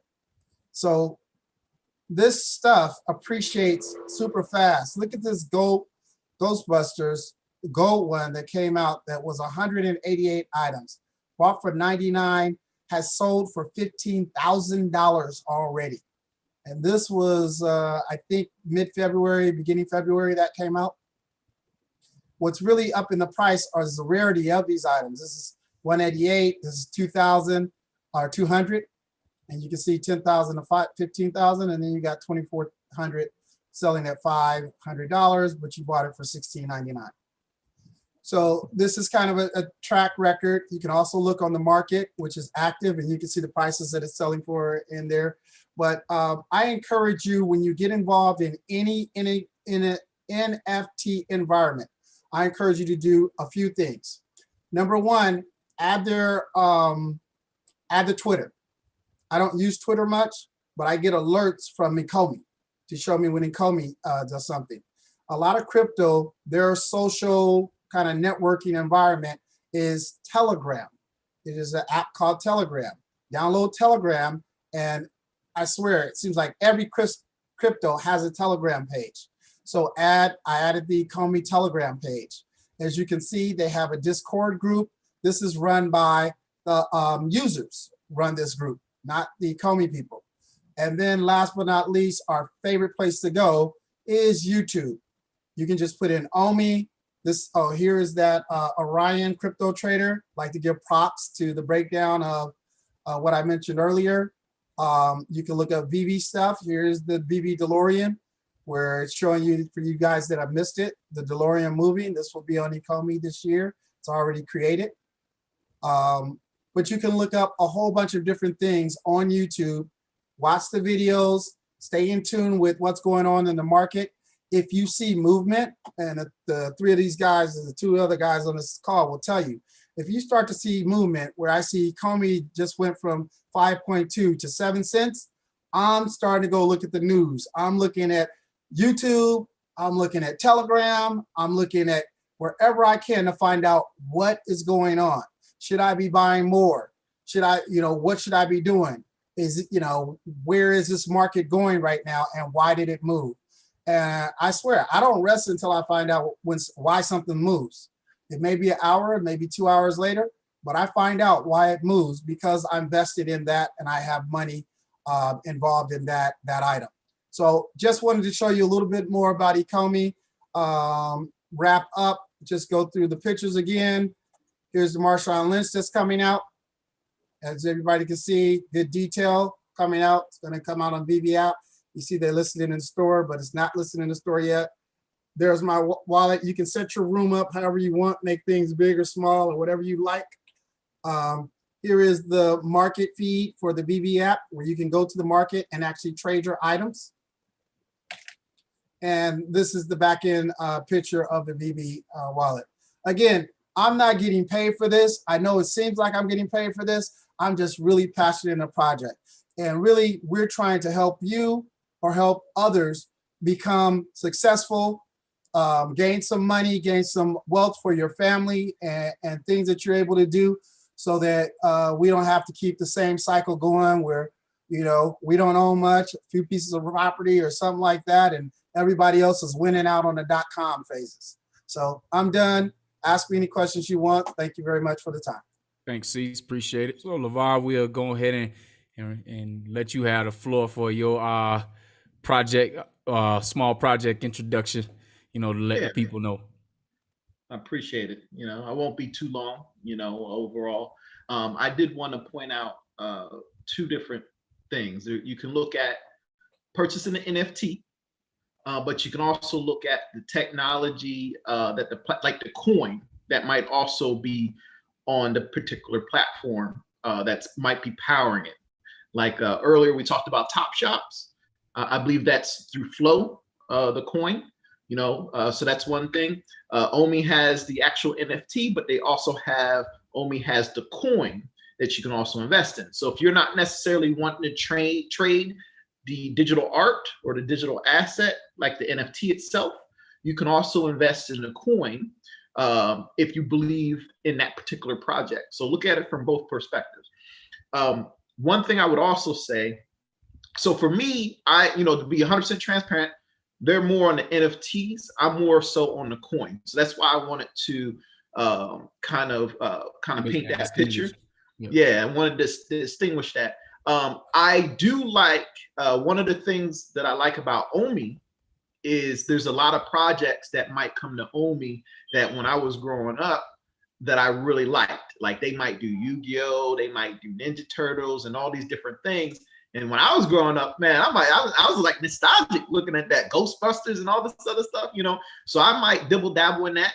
I actually still had some old Yu-Gi-Oh cards from when I used to play tournaments back in the day, like a long time ago. So I mean, that was just like unique, So I could look in if I were to get some NFTs. That's one of the things I was looking at.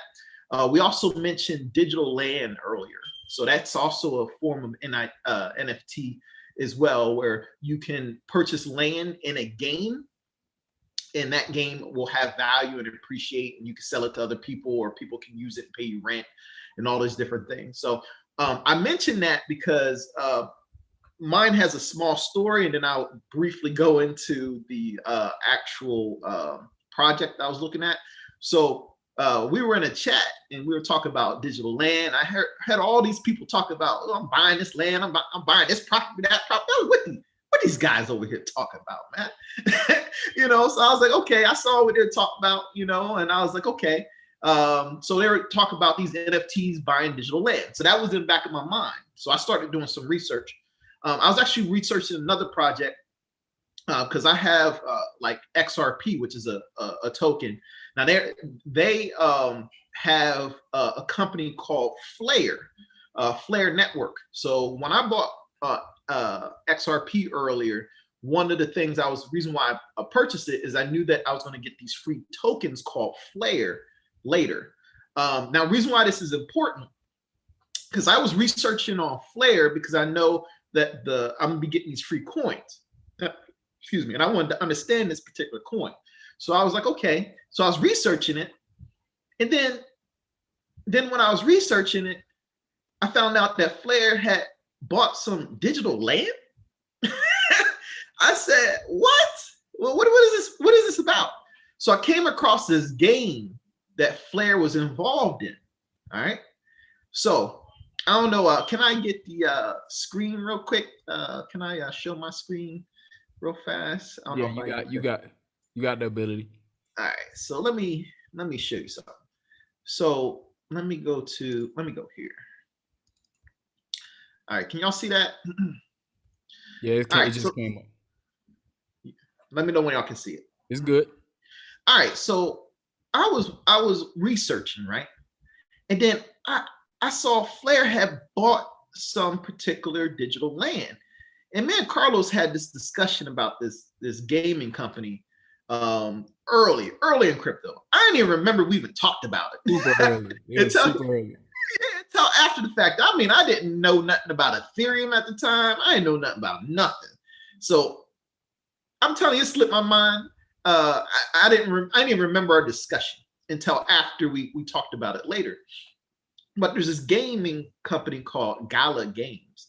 Now I'm gonna tell you what separates them. So this was the other company that I was looking at when I was comparing Omi and Gala. Now there's two different things. Omi has the licensing, and they have the digital artwork and stuff. And Gala's more in the gaming aspect.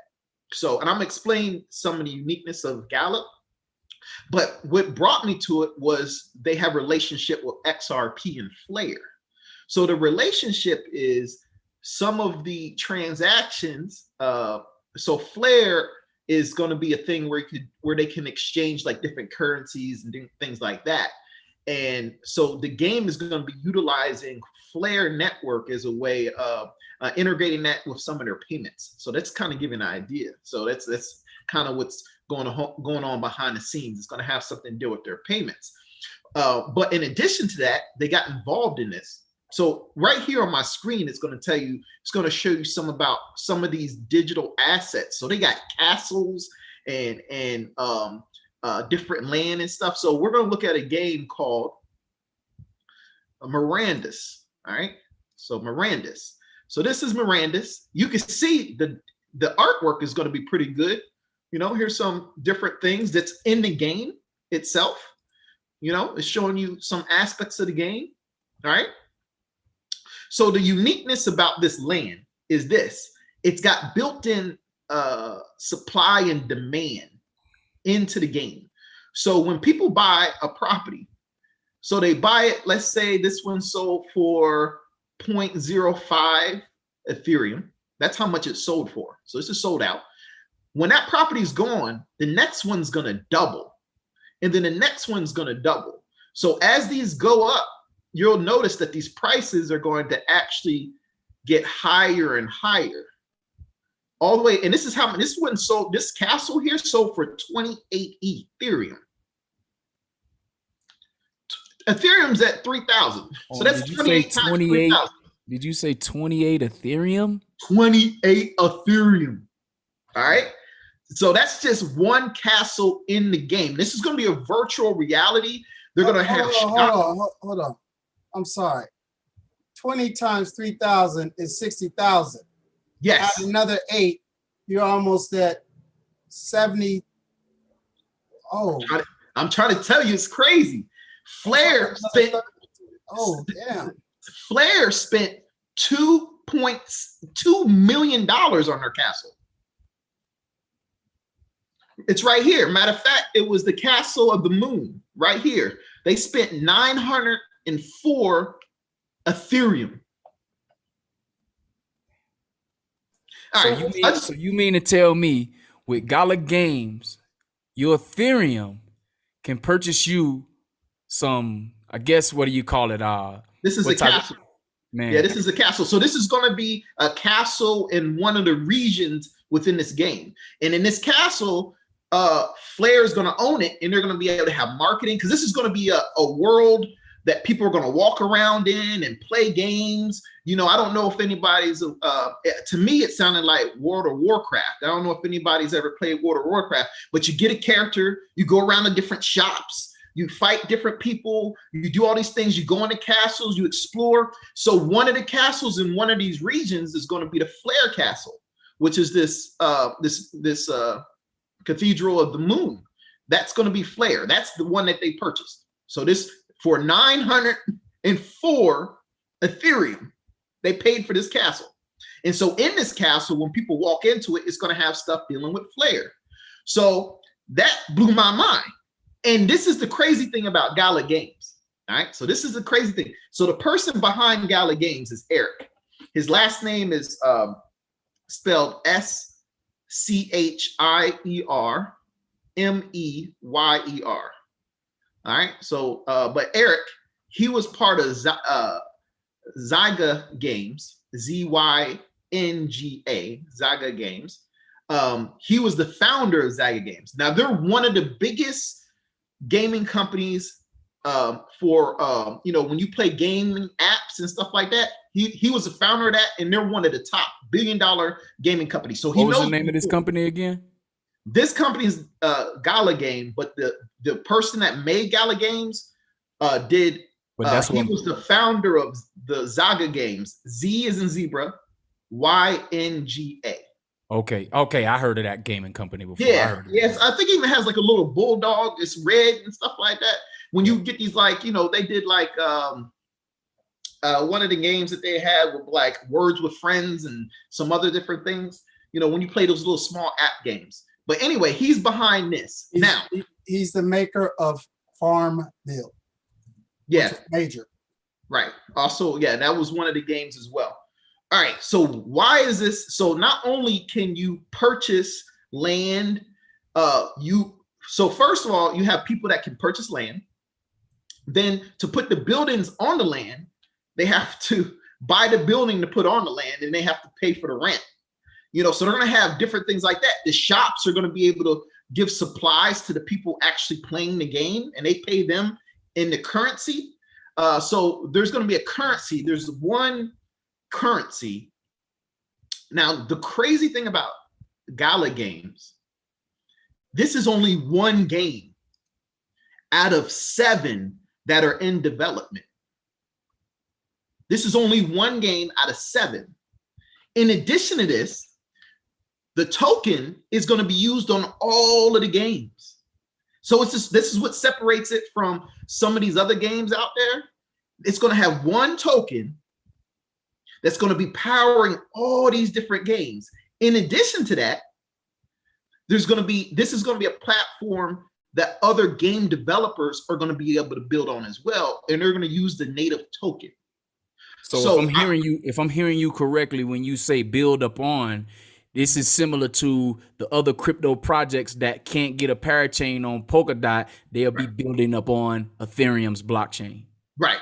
But they'll be able to build on Gala. Right, exactly. So right. Gala is Gala's token. Gala's the Ethereum to the gaming world. And that's why this is important, because there are Townstar is already a working game, so you can actually play it. So you see play here. And these are free to play games. So, LeVar, let me ask you this question. I understand this.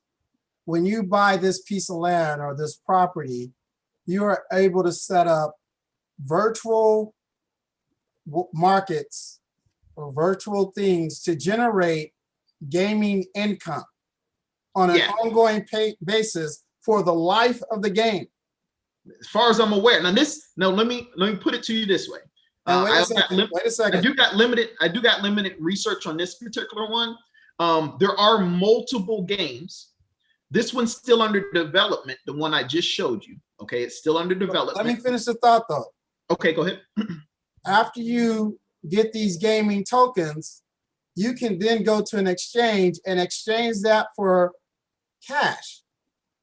That's the thing. Yeah, it's going to be. Okay. They're trying to make it. They're trying to make it where gaming as a job That's kind of like the theme that they're doing here, where you're actually in the game, working, getting paid, and that can be your regular income. So that's the philosophy with Gala, is where it's gaming as your career. Wow. Isn't that crazy? That's crazy. Come on now. Nah, tell me they ain't no project. Come on, That's no off the crazier chain. than what we see right now. We got Call of Duty. You got people doing gaming streams on YouTube, having a Patreon site, and they're living off of this, making hundreds and hundreds of thousands of dollars, running around in Ferraris. They're part of gaming groups, where that gaming group then has a house and a headquarters and this, that, and the other. So we see this already happening right now, where people's job are to game. It's just going to be expanded. Yeah, and that's why they spent so much on these particular castles, because this is supposed to be an ongoing thing. They're going to be able to generate some type of revenues or something, because they're going to be able to do stuff in these castles. You know, there might be things that they're going to be able to do, you know, to generate funds, as far as I'm aware, you know, or just marketing purposes. Another thing I wanted to kind of end off with. So I'm big into tokens and how the token makes you money. So one big thing that I always look into is how many people will be using it. How many people will be using this particular token? It's called a network effect. The more people that use something, the more value it will be, and the harder it'll be for people to, you know, for it to go away, because so many people are using it. So to give you an example, an iPhone, you know, so many people use iPhones. If you want to have a certain experience, you might need to, you know, it might only be on iPhone, you know. So there's a network effect there. To give you an example, Xbox. I didn't even really like Xbox, you know. To tell you the truth, I wasn't a big Xbox person, but my brother, you know, my son, everybody was on it. I had to get an Xbox to play with anybody. So so it was because of the network of people that were on that platform brought me to it. This is going to have a network effect. There are multiple games going to be using a Gala token that are going to be paid in Gala token. So it's going to generate a value for the token, if that makes sense. One last thing I wanted to leave you off with was we had talked about these different boxes that people can get that generates income. So we were in a, you know, one day we were talking about these different projects where, you know, where they might be able to, you buy a box, and this particular box, you know, will validate transactions or validate things in a particular area. Cecil could kind of tell you more about that, you know, but long story short, there's these, you know, we were talking about where you can buy a box for a certain amount of money, like $500 or $200, and it does something where it validates things and you get paid in a token. What's crazy about Gala is its token distribution. How does the token get made? The token, there's these boxes that people buy, and they put them in their house, and it validates and they get paid in Gala. And that's how the tokens get in the market. The crazy thing about these boxes is they have the same value structure as these buildings. So every time a certain amount of boxes get purchased, they will double in value, or I think it's an extra $100 each. So to give you an example, in February, these particular boxes was like, had got up to $3,000 each. Today, I think they like 11,000.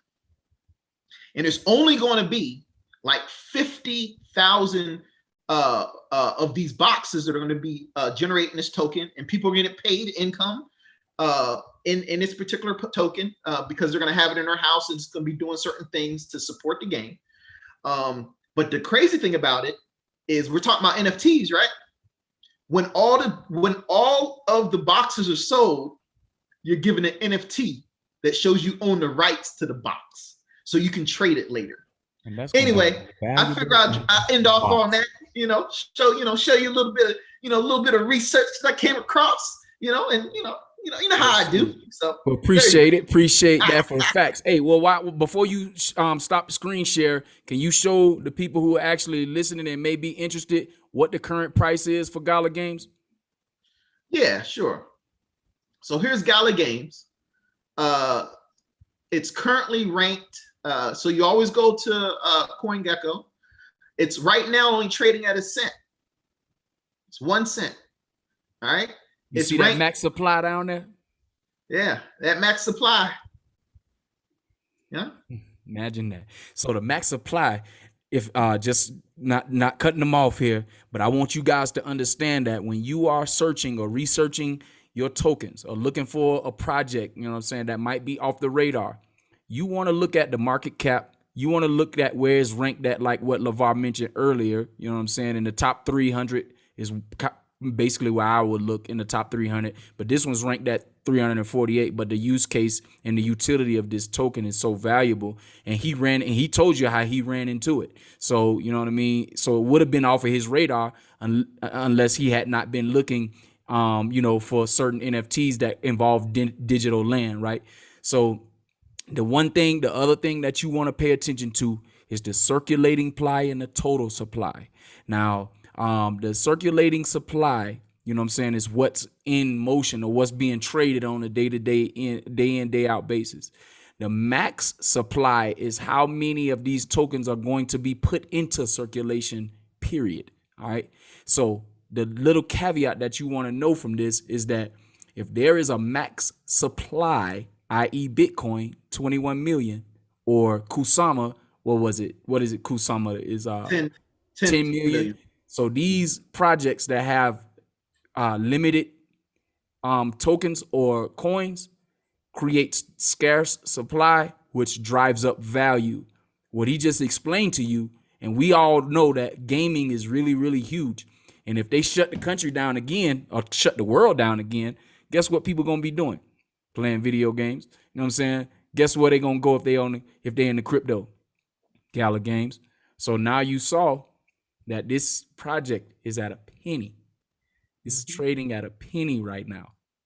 And if you didn't pick up everything that LeVar tried to explain within the game, just run it back, rewind the program, and listen to them all over again. Because matter of fact, LeVar and Cecil are very thorough in their research when they're doing these projects.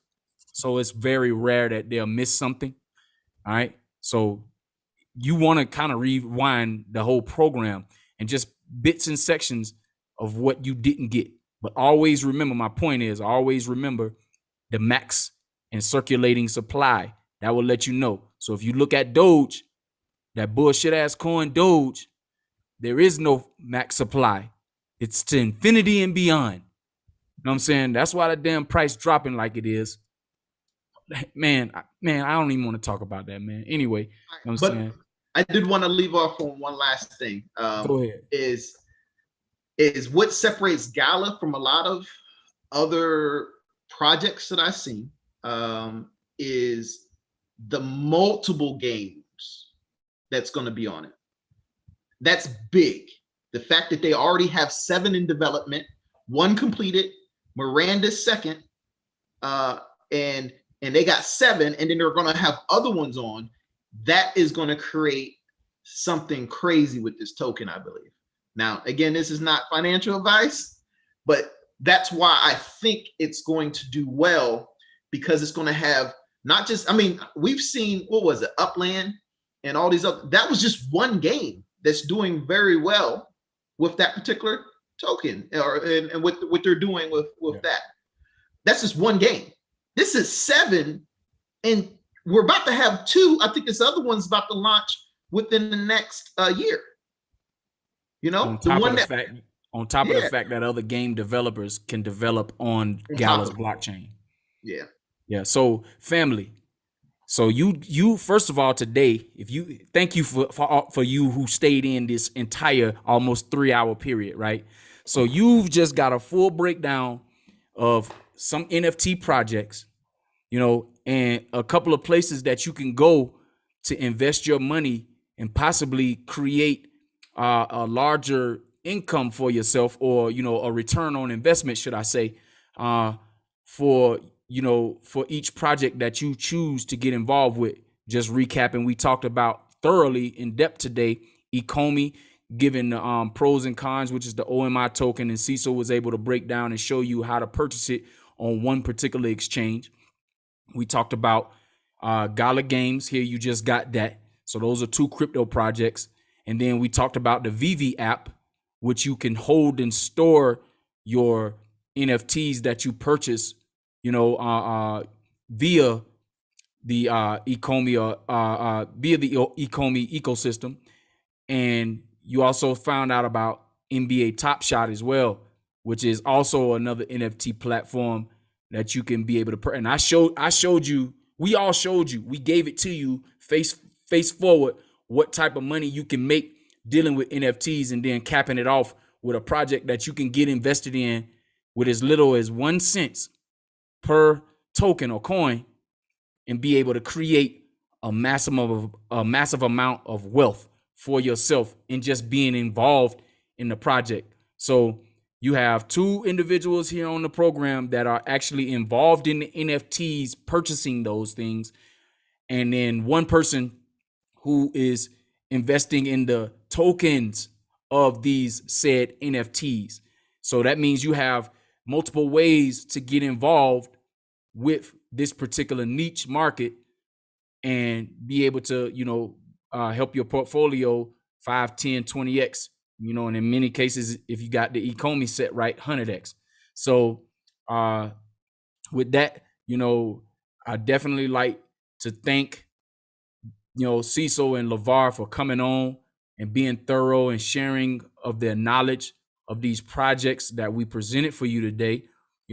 Thank you for, asking those questions, and staying in the whole time and watching this, because, this is valuable information that you wouldn't necessarily get anywhere else or know to get anywhere else. And, if you're not a YouTube person like that, and you're certainly not in the crypto space, you wouldn't necessarily know where to go. But, our aim is to try to, educate you as much as we can so that you can make solid investment decisions. So that'll conclude our NFT breakdown featuring Ecomi, or the OMI token. And, any parting words from our guest panel here, you could take it away, LeVar, and then Cease, you can go after that, and I'll end it.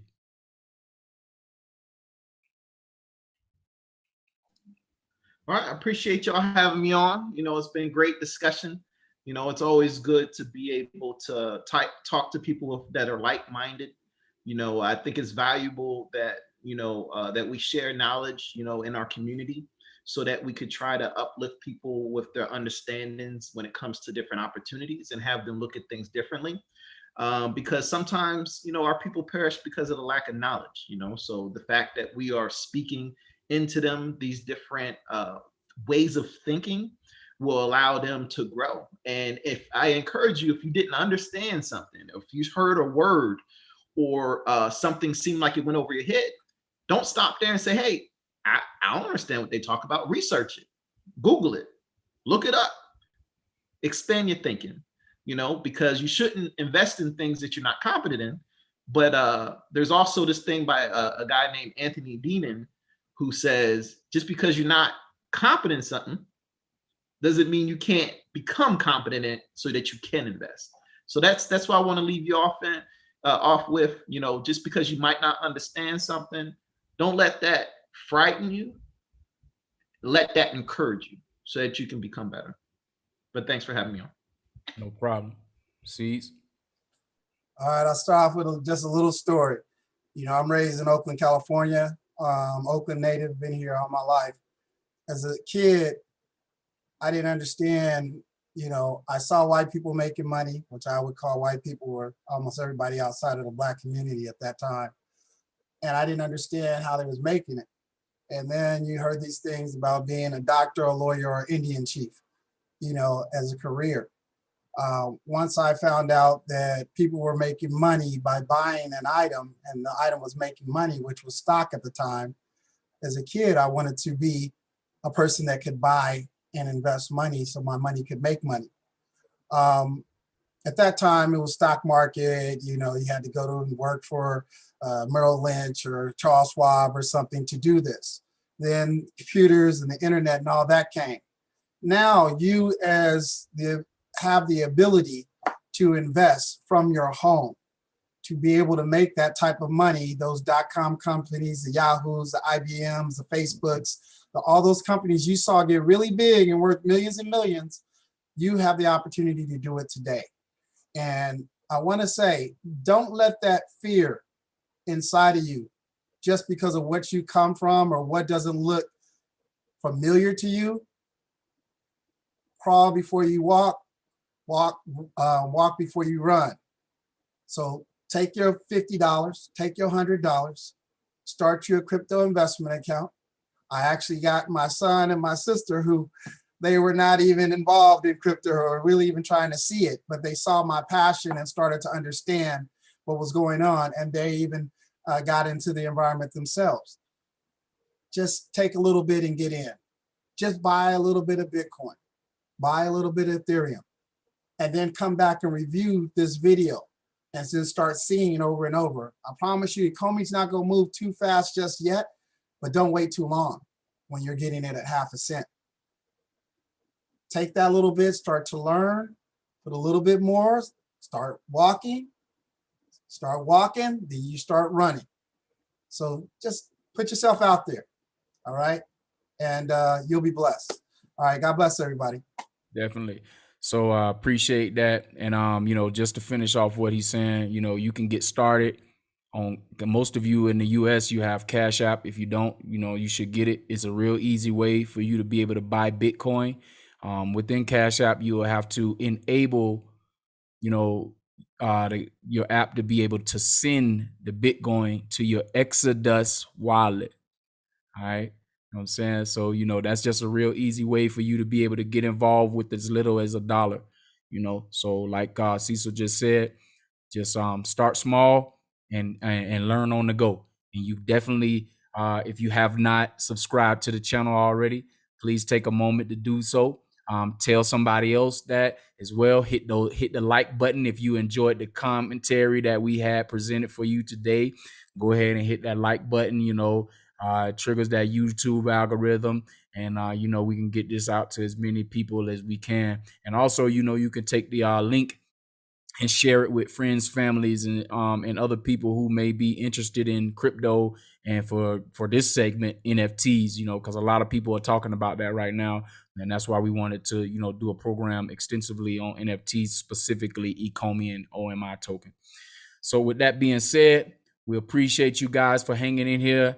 You know, we'll let you guys go. It's almost 8 o'clock here in Central Time Zone, so I know it's getting a little late.